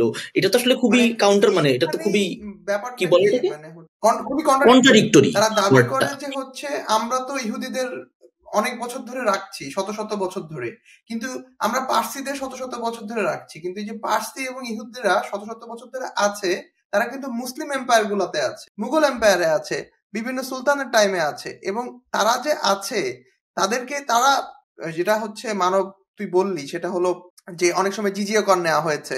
কারণ জিজিয়া করের ব্যাপারটা ছিল তখনকার, যদি আমি পার্সপেক্টিভে চিন্তা করি, তাহলে তার ধর্ম কনভার্ট, মানে যেমন ইউরোপে যেটা হয়েছে যে ধর্মে একেবারে পুরোপুরি কনভার্ট হয়ে যায়। মানে জিজিয়া করতে মাফিয়াদের মতন প্রোটেকশন মানি, তুমি আমাকে প্রোটেকশন মানি দাও, তোমাকে আমি মারবো না। এটা খুব ভালো কিছু না, মারবো না, তোমার ধর্মেও কনভার্ট হওয়া লাগবে না, যেটা কিন্তু ওয়েস্টে আমরা দেখেছি যে ধর্মে কনভার্ট হওয়া লাগবে, মানে মন্দের ভালো, তখনকার স্ট্যান্ডার্ডে এটা মন্দের ভালো না, যে কোনো ধরনের চাপানো জিনিসই তো খারাপ। কিন্তু আমি তো বিচার, তো ওই যে আমি ছোট অ্যানেকডোট দিই একটা, ওই যে ইউরোপে যে সুদের ব্যবসা করতো, রাজাকে কিন্তু প্রচুর ট্যাক্স দেওয়া লাগতো। মানে ওদেরও ছিল আসলে জিজিয়া করের মতন একটা জিনিস, যেটা তারা এখন অবলীলায় অস্বীকার করে। সব আমাদের উপরে চাপ। কারণ আমার ধারণা যে অ্যান্টিসেমিটিজম বলেন, ইসলামোফোবিয়া বলেন, আর হোমোফোবিয়া বলেন, এইগুলো আসলে সব একই জায়গা থেকেই আসে। এবং সেটার মূল ব্যাপারটা হচ্ছে যে আমি আমার সোকল ট্রেডিশন ধরে রাখবো এবং অন্য কাউকে বাইরে থেকে আসতে দিব। এবং সেই উৎপত্তি স্থলটা হলো ওয়েস্ট। এবং মুসলিমরা যেটা হয়েছে, আমাদের প্রবলেম যেটা হয়েছে আমাদের, সেটা হচ্ছে আমরা এটা ফুয়েল করছি এক জায়গা থেকে। সেটা হচ্ছে ওই 3 এম্পায়ার পড়ে যাওয়ার পর উই হ্যাভ বিকাম ভেরি, মানে আমরা অনেক রিঅ্যাকশনারি হয়ে উঠছি। কারণ আমি দেখছি যে আমাদেরও ছোটবেলায় সমাজ বইয়ে পর্যন্ত এরকম একটা আলাপ দেওয়া হওয়ার চেষ্টা করা হয়েছে যে আমাদের হাত থেকে ব্রিটিশরা আমাদের এম্পায়ার নিয়ে গেছে। মানে ঘুরে ফিরে একটা, তুই আমার বাবাকে মেরেছিস, তুই আমার সম্পদ নিয়ে গেছিস, তোর কারণে আজ আমি গরিব, এরকম একটা ভিক্টিম মেন্টালিটি। ইতিহাসটাকে কিভাবে ভাগ করেছে আজকে আমি ওই এলাপে যাবো না, কারণ মানে একটু ছোট করে বলি, সেটা হলো ব্রিটিশরা কিন্তু ভাগ করেছে যে এভাবে, যে একটা এনশিয়েন্ট টাইম, একটা মুসলিম পিরিয়ড, আর একটা হলো ব্রিটিশ পিরিয়ড, মানে আধুনিক পিরিয়ড।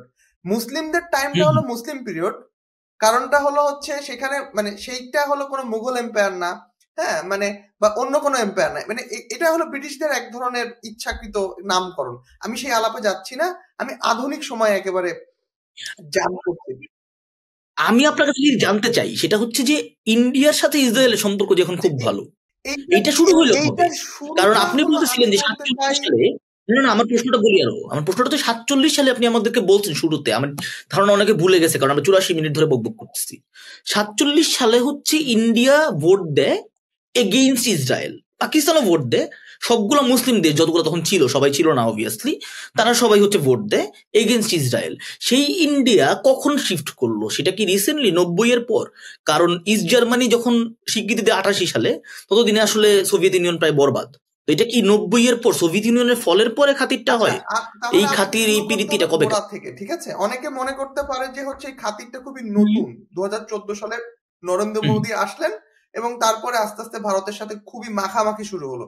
ব্যাপারটা মোটেও তা না, আমরা যদি দেখি যে ভারত স্বাধীন হলো 1947 সালের আগস্ট মাসের 15 তারিখে এবং পাকিস্তান স্বাধীন হলো 14 তারিখে।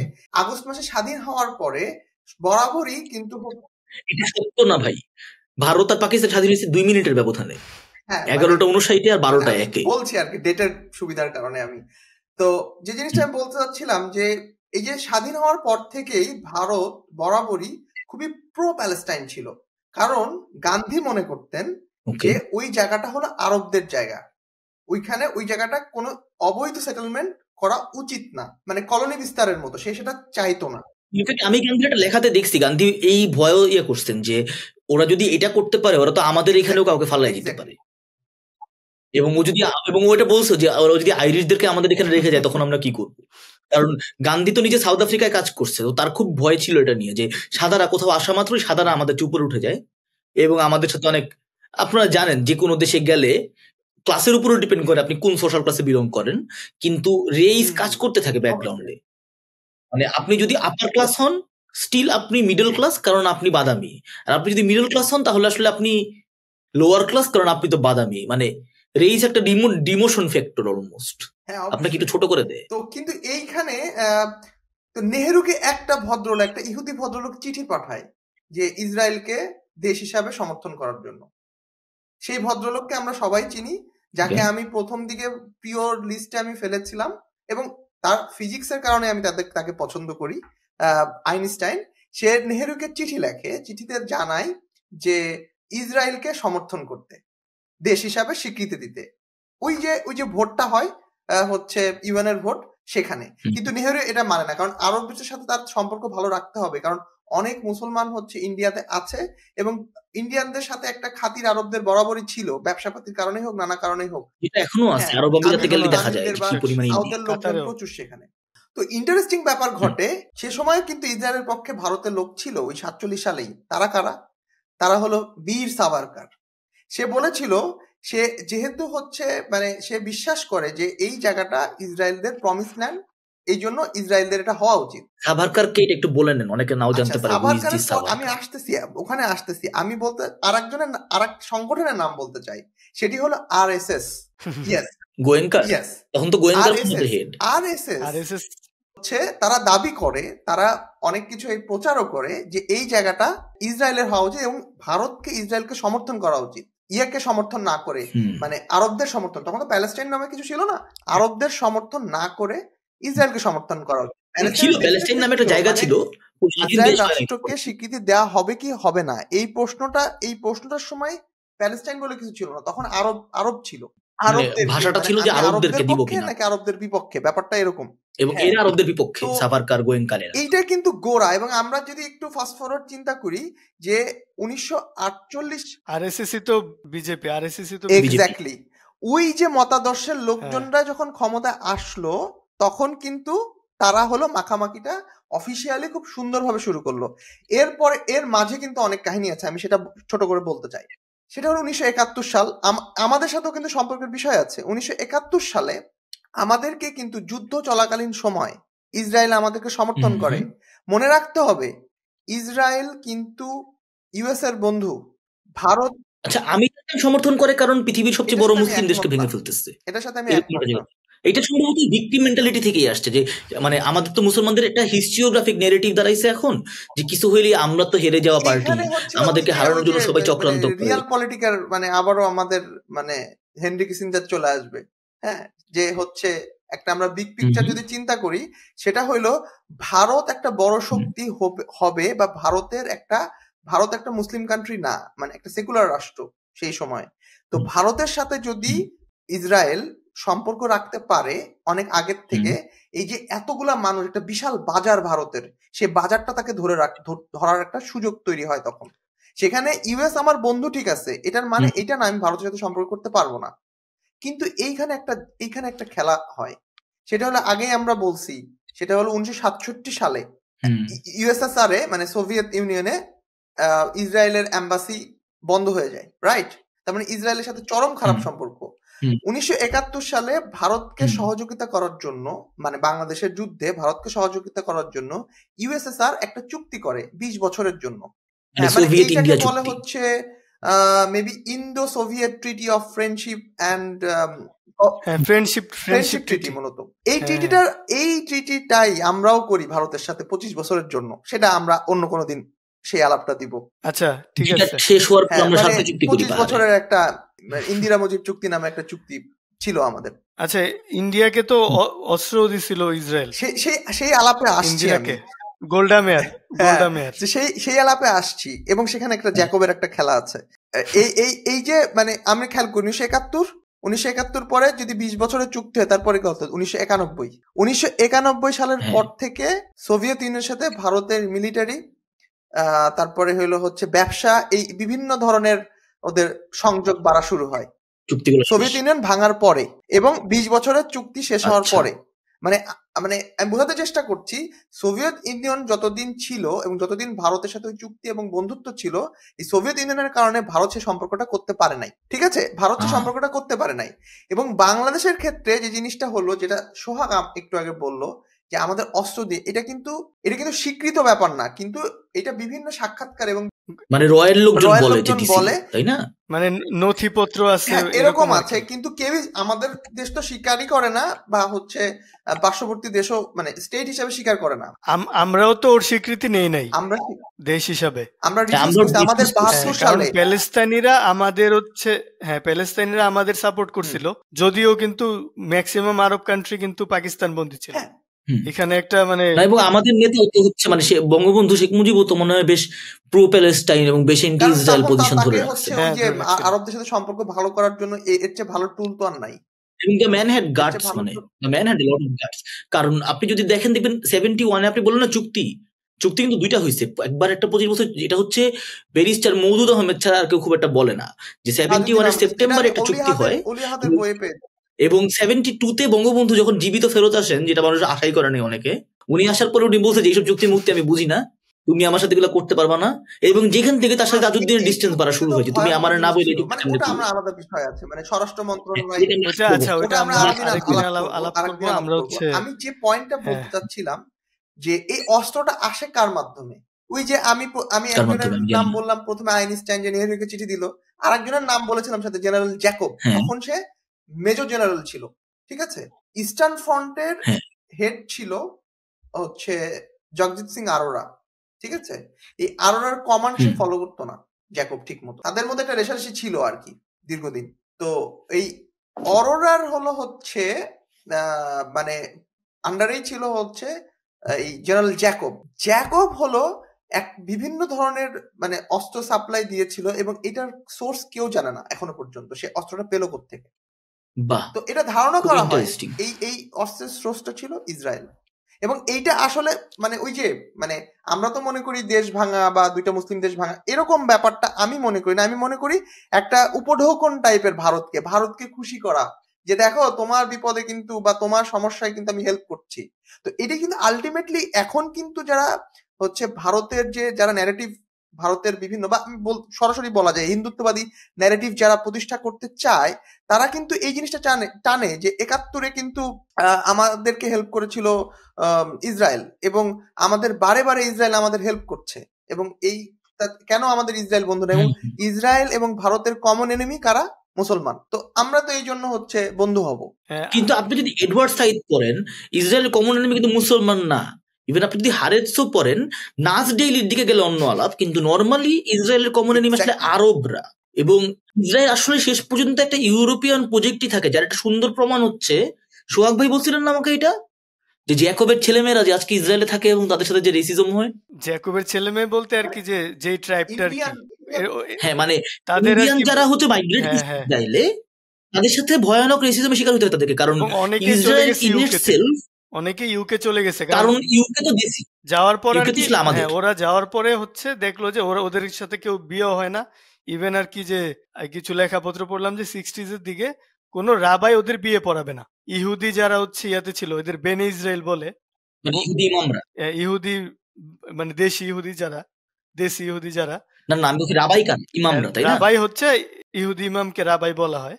তো এরা ইন্ডিয়ান ইহুদি বিয়ে পড়াবে না। এরা বলছে না, এরা তো ঠিক মতো ইয়াই না, জুইশই না, আচ্ছা জুইশ না, ঠিক মতো জুইশ না। ওরা কিন্তু ওই প্র্যাকটিস গুলো রাখছে এখনো ওদের বিয়েতে আর কি, যে আমি দেখলাম যে এই মেহেদি গায়ে হলুদ, মেহেদি গায়ে হলুদ আমাদের হচ্ছে যে মানে ওই যে ইন্ডিয়ানরা করে হচ্ছে, আমাদের দেশে তো ওই ইন্ডিয়ান থেকে আমরা কপি হ্যাঁ, করেছি। তারপরে যে সবে বরাতে হালুয়ার মতো একটা জিনিস ওরা করে। বাহ, তো তো এরা মানে এটা তো আসলে খুবই দুঃখজনক। ইসরায়েল যে শেষ পর্যন্ত সাদাদের থাকতেছে, শেষ পর্যন্ত যেটা ইউরোপিয়ান প্রজেক্টই থাকতেছে। ওদের যে ডেমোগ্রাফি এখানে কিন্তু ওইটা হচ্ছে ওদের যে কয় টাইপের জু আছে মূলত,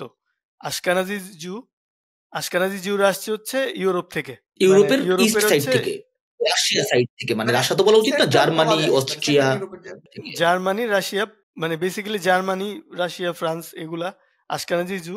আর হচ্ছে সেফারদিক জু, যারা ওই যে লাস্ট জু অফ মাল্টা আমরা যে আলাপ করলাম, স্পেন থেকে আসছে, ইতালি থেকে আসছে, স্পেন, সাউদার্ন থেকে, পর্তুগাল, ওইখানকার জুরা। আর হচ্ছে মাজরাহি আর কি, মাজরাহি জু হচ্ছে যারা হচ্ছে গ্রেটার আরব ল্যান্ড, যেটা যদি আমরা বলি নর্থ আফ্রিকা থেকে শুরু করে ইরাক, ইরান, এই পুরা অঞ্চলটা থেকে যারা আসছে।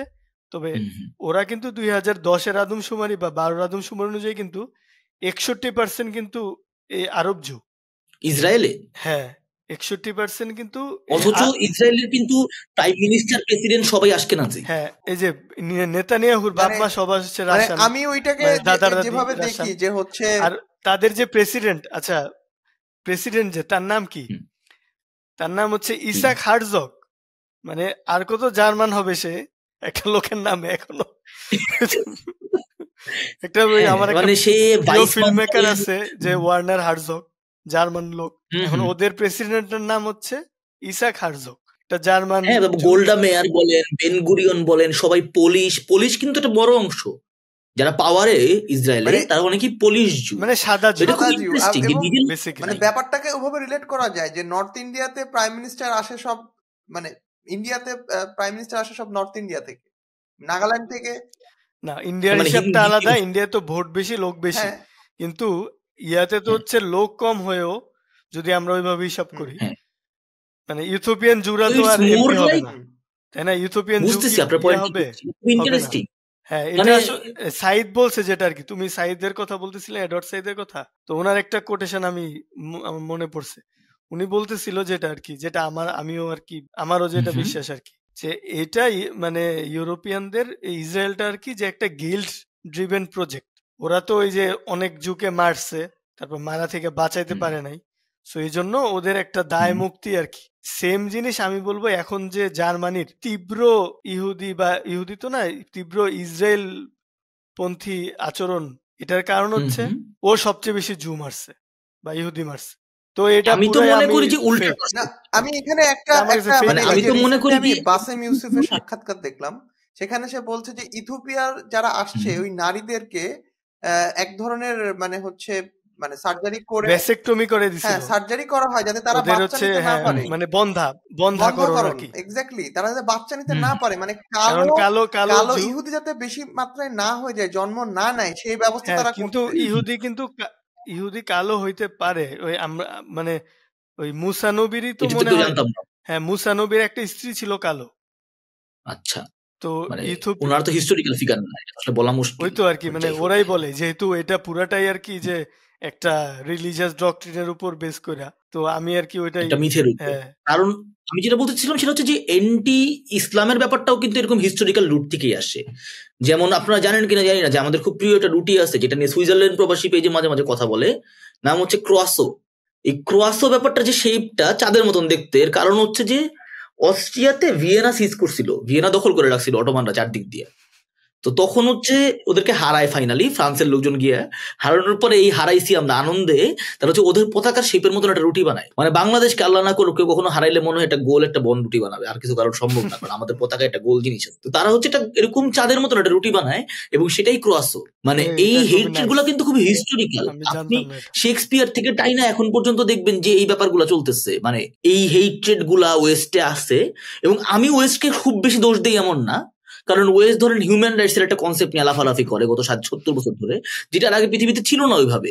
কারণ সে যেভাবে মানে জুইশদেরকে মারছে, জুইশদেরকে জিপসিদেরকে যেভাবে নাৎজিরা মারছে, আপনি আসলে হিউম্যান রাইটস ছাড়া কোনোভাবে মানুষকে বাঁচাতে পারবেন না ওদের হাত থেকে।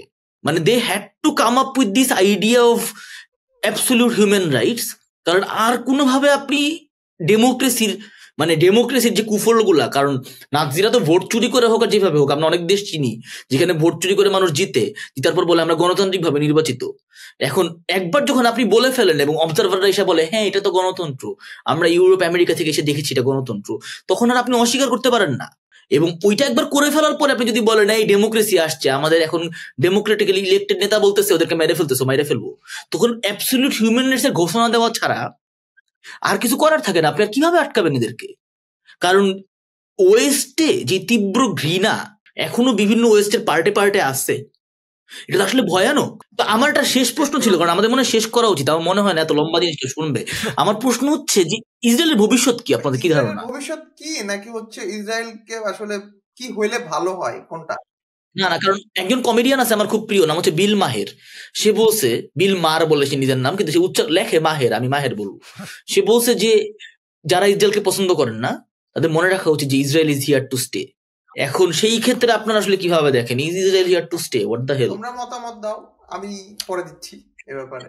ধ্রুব কি ওয়ান স্টেট না টু স্টেট সলিউশনের আমি পক্ষে? হচ্ছে তুমি বলো। পুরোপুরি রেশনাল লেভেলে আলাপ চাই। মানে এখন যে অবস্থা তাতে আসলে মানে বাংলাদেশের মানুষজন হয়তোবা ভাবে যে প্যালেস্টাইন হবে, একটাই দেশ হবে, এটার আর বাস্তবতা নাই। মানে রিয়ালিটি হইলো এখন টু স্টেট সলিউশন, কারণ মানুষ বাঁচাতে হবে। কারণ যেভাবে মানে যেভাবে আগাচ্ছে ইসরায়েল, আর খুব বেশি দিন লাগবে না পুরো ওয়েস্ট ব্যাংকটাকে গিলে খেতে। বা ইভেন এমনও হতে পারে যে আমরা আসলে দেখবো শুধু গাজা নামের জায়গাটাই হচ্ছে ফিলিস্তিন হিসাবে টিকে আছে, কারণ ওই জায়গাগুলো দখল টু স্টেট সলিউশন মানে কি?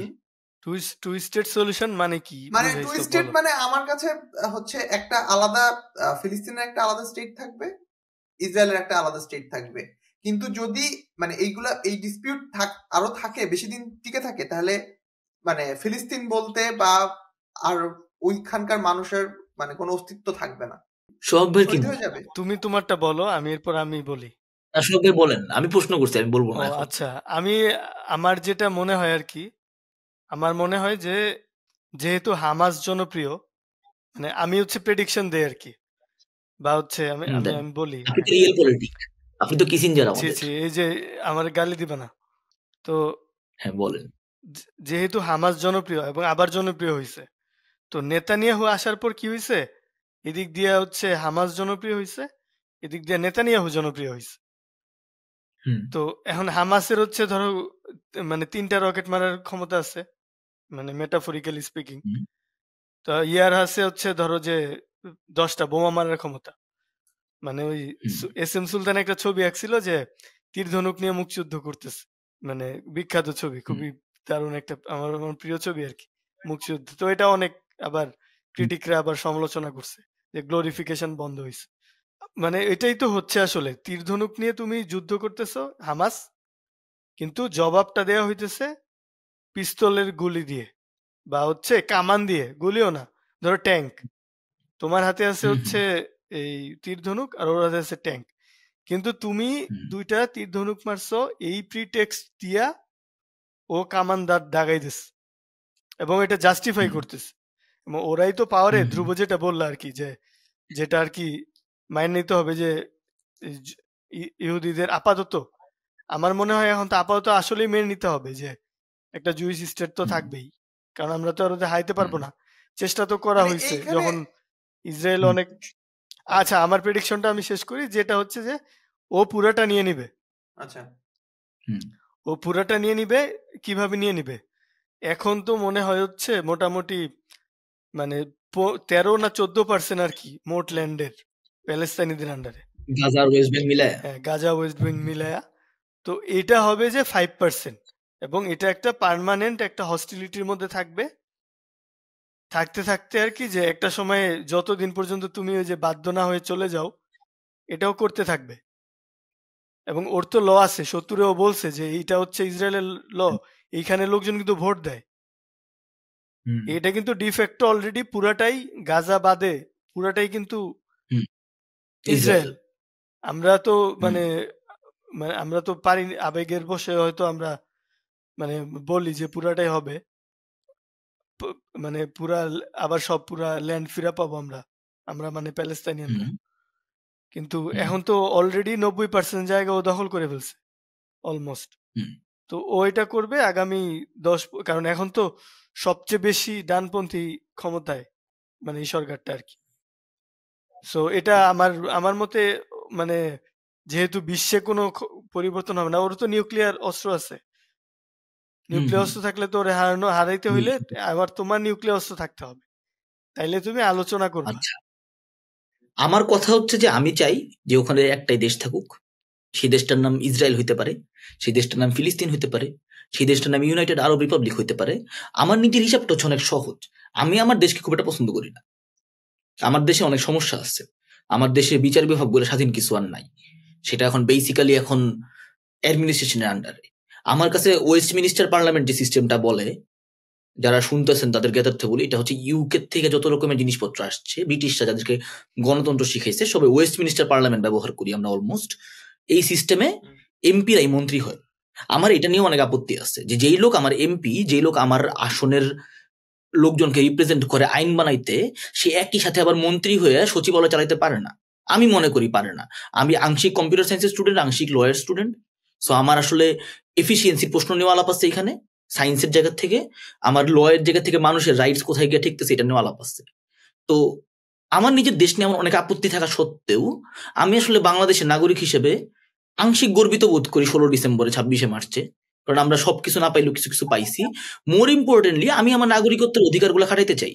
আমি তো ট্যাক্সও দিই প্রতি বছর, আমার ইনকাম ট্যাক্সও কাটা হয়েছে লম্বা সময় ধরে, আমি যাইতেও হয় এই ট্যাক্স দিতে, আমার অফিস থেকে এটা রেখে দিচ্ছে। তো আমার পয়েন্টটা হচ্ছে যে একটা দেশের নাগরিক হওয়ার অনেক সুবিধা আছে। আমি কোর্টে যেতে পারি, আমি মামলা করতে পারি। আমি কোনো একদিন ধ্রুব ভাই আমার নামে একটা কথা বলছে কেন, এখন আর এগুলো করা যায় না, কারণ এখন সোশ্যাল মিডিয়ার কারণে সবাই সবার নামে অনেক কিছু বলে। কিন্তু আমি এখন অনেক রকম মামলা করতে পারি। আমি আমার পিতা সম্পত্তি কতখানি পাবো এটা নিয়ে একটা আইন আছে, এই আইনটা নিয়েও আমার আপত্তি আছে যে আমার বোন কেন আমার অর্ধেক পাবে, আমার বোন কেন আমার সমান পাবে না, কিন্তু পাবো আমরা। একটা আইন আছে, আমরা জানি যে কিছু না কিছু হবে। আমরা বাইচা থাকলে আমার বাবা যদি কোনোদিন মানে কিছু হয়ও না, তাহলে আমরা এইভাবে এইভাবে জিনিসপত্র পাবো, এরকম জিনিসপত্র আমরা জানি। আমি পাসপোর্ট পাই একটা, সেই পাসপোর্টটার কোনো দাম নাই পৃথিবীতে। বিভিন্ন দেশে গেলে আমাকে জিজ্ঞেস করে ওইখানে কেন গেছেন, ওইখানে কেন গেছেন, কিন্তু স্টিল যাইতে পারি আমি বিভিন্ন জায়গায়। মানে ভিসা যদি পাই আমি বিভিন্ন দেশে ঢুকতে পারি, ভিসা ছাড়াও বলিভিয়া যেতে পারি, এবং ভিসা ছাড়াও আমি জানি কই কই যেতে পারবো, ভুটানে ঢুকতে পারি ভিসা ছাড়া। তো দেশের নাগরিক হওয়ার তো অনেক অ্যাডভান্টেজ আছে। এবং ফিলিস্তিনের মানুষগুলো কোনো দেশের নাগরিক না, তারা প্যালেস্টাইনিয়ান টেরিটরির লোকজন। এবং আপনি যদি ফিলিস্তিন যেতে চান, আমি মাঝখানে খুঁজতেছিলাম যে how to work in Palestine. আমি ভাবছিলাম প্যালেস্টাইনে গিয়ে ভার্সিটিতে পড়াইলে কেমন হয়, কারণ আমার এক বন্ধু প্যালেস্টাইনে চাকরি করে। তো ও হচ্ছে প্যালেস্টাইনিয়ান বংশোদ্ভূত কিন্তু আমেরিকান সিটিজেন। তো ও ইসাম খুরি। তো ও হচ্ছে প্যালেস্টাইনিয়ান আরব ক্রিশ্চিয়ান, ওখানে চাকরি করে। এবং ও হচ্ছে আমাকে মাঝে মাঝে ভিডিও পাঠায় যে ও যে ভার্সিটিতে পড়ায় সেই ভার্সিটি বোমা দিয়ে উড়াই দিছে ইসরায়েলের লোকজন। দিজ আর রিয়েলিটিস, যে ও হচ্ছে মানে apart from all political talks, these are realities they have to live in. যে সে হচ্ছে আমাকে ভিডিও পাঠাইছে যে ভোর 4টার সময় ঘুম থেকে উঠে সে পাশের বিল্ডিং এ তাকায় দেখে ভার্সিটি থেকে তার বাসা 3 বাসা দূরে ভার্সিটিতে দাউ দাউ করে আগুন জ্বলতেছে, এবং মাঝে মাঝে তারা ক্লাসের মাঝখানে নাকি সাইরেন বাজে তারা পালায় যায়। এবং তার ওইখানে কোনো ধরেন সে কাকে ট্যাক্স দিবে এবং সে কার কাছে গিয়ে মামলা করবে, কোনো সিস্টেম নাই।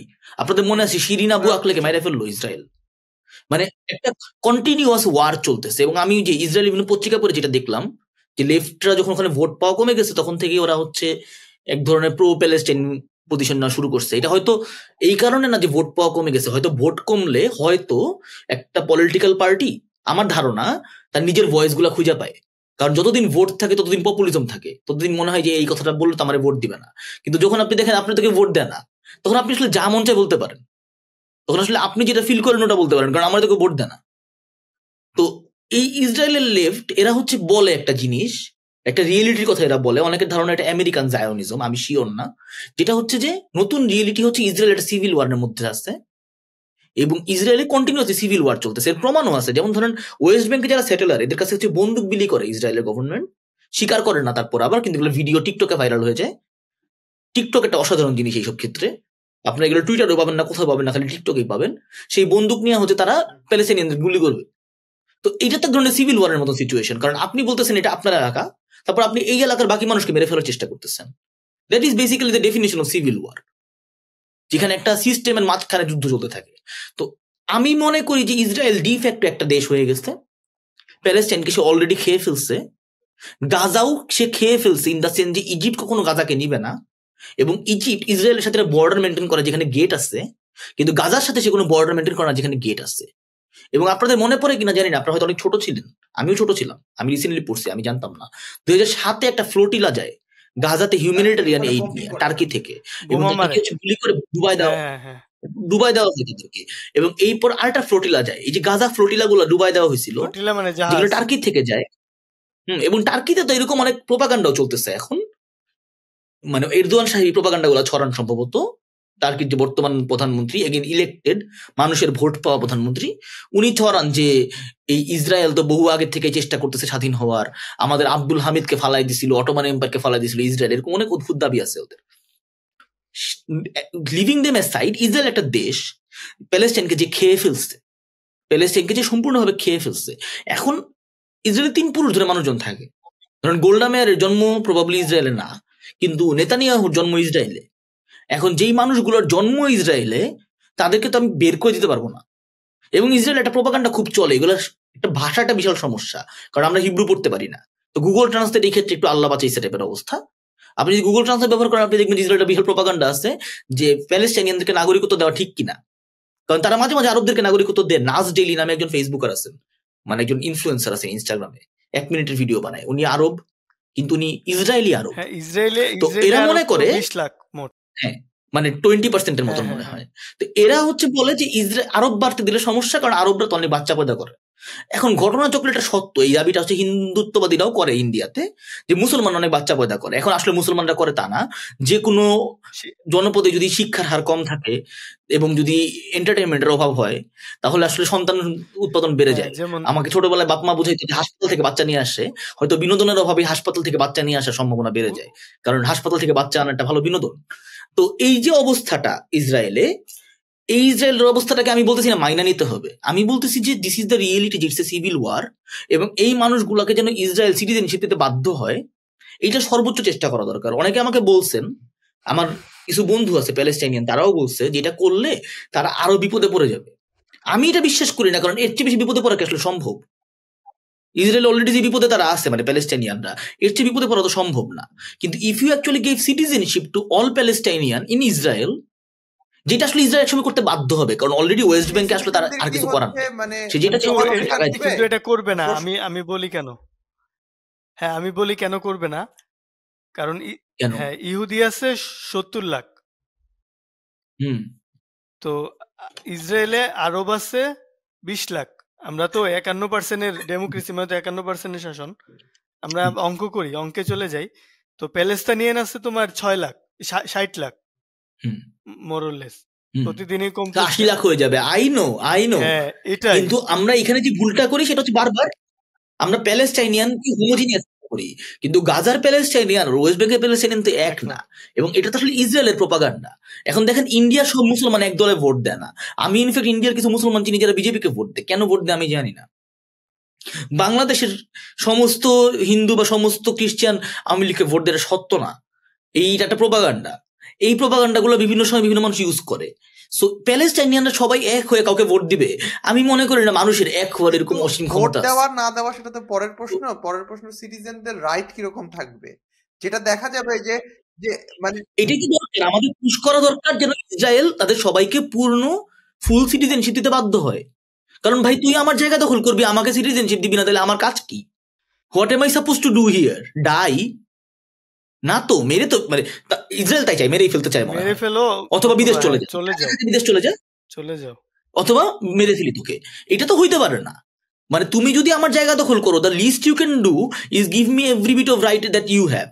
তুমি আমার জায়গা দখল করে আমাকে সিটিজেনশিপ দিবা না, তাহলে আমি কি করবো?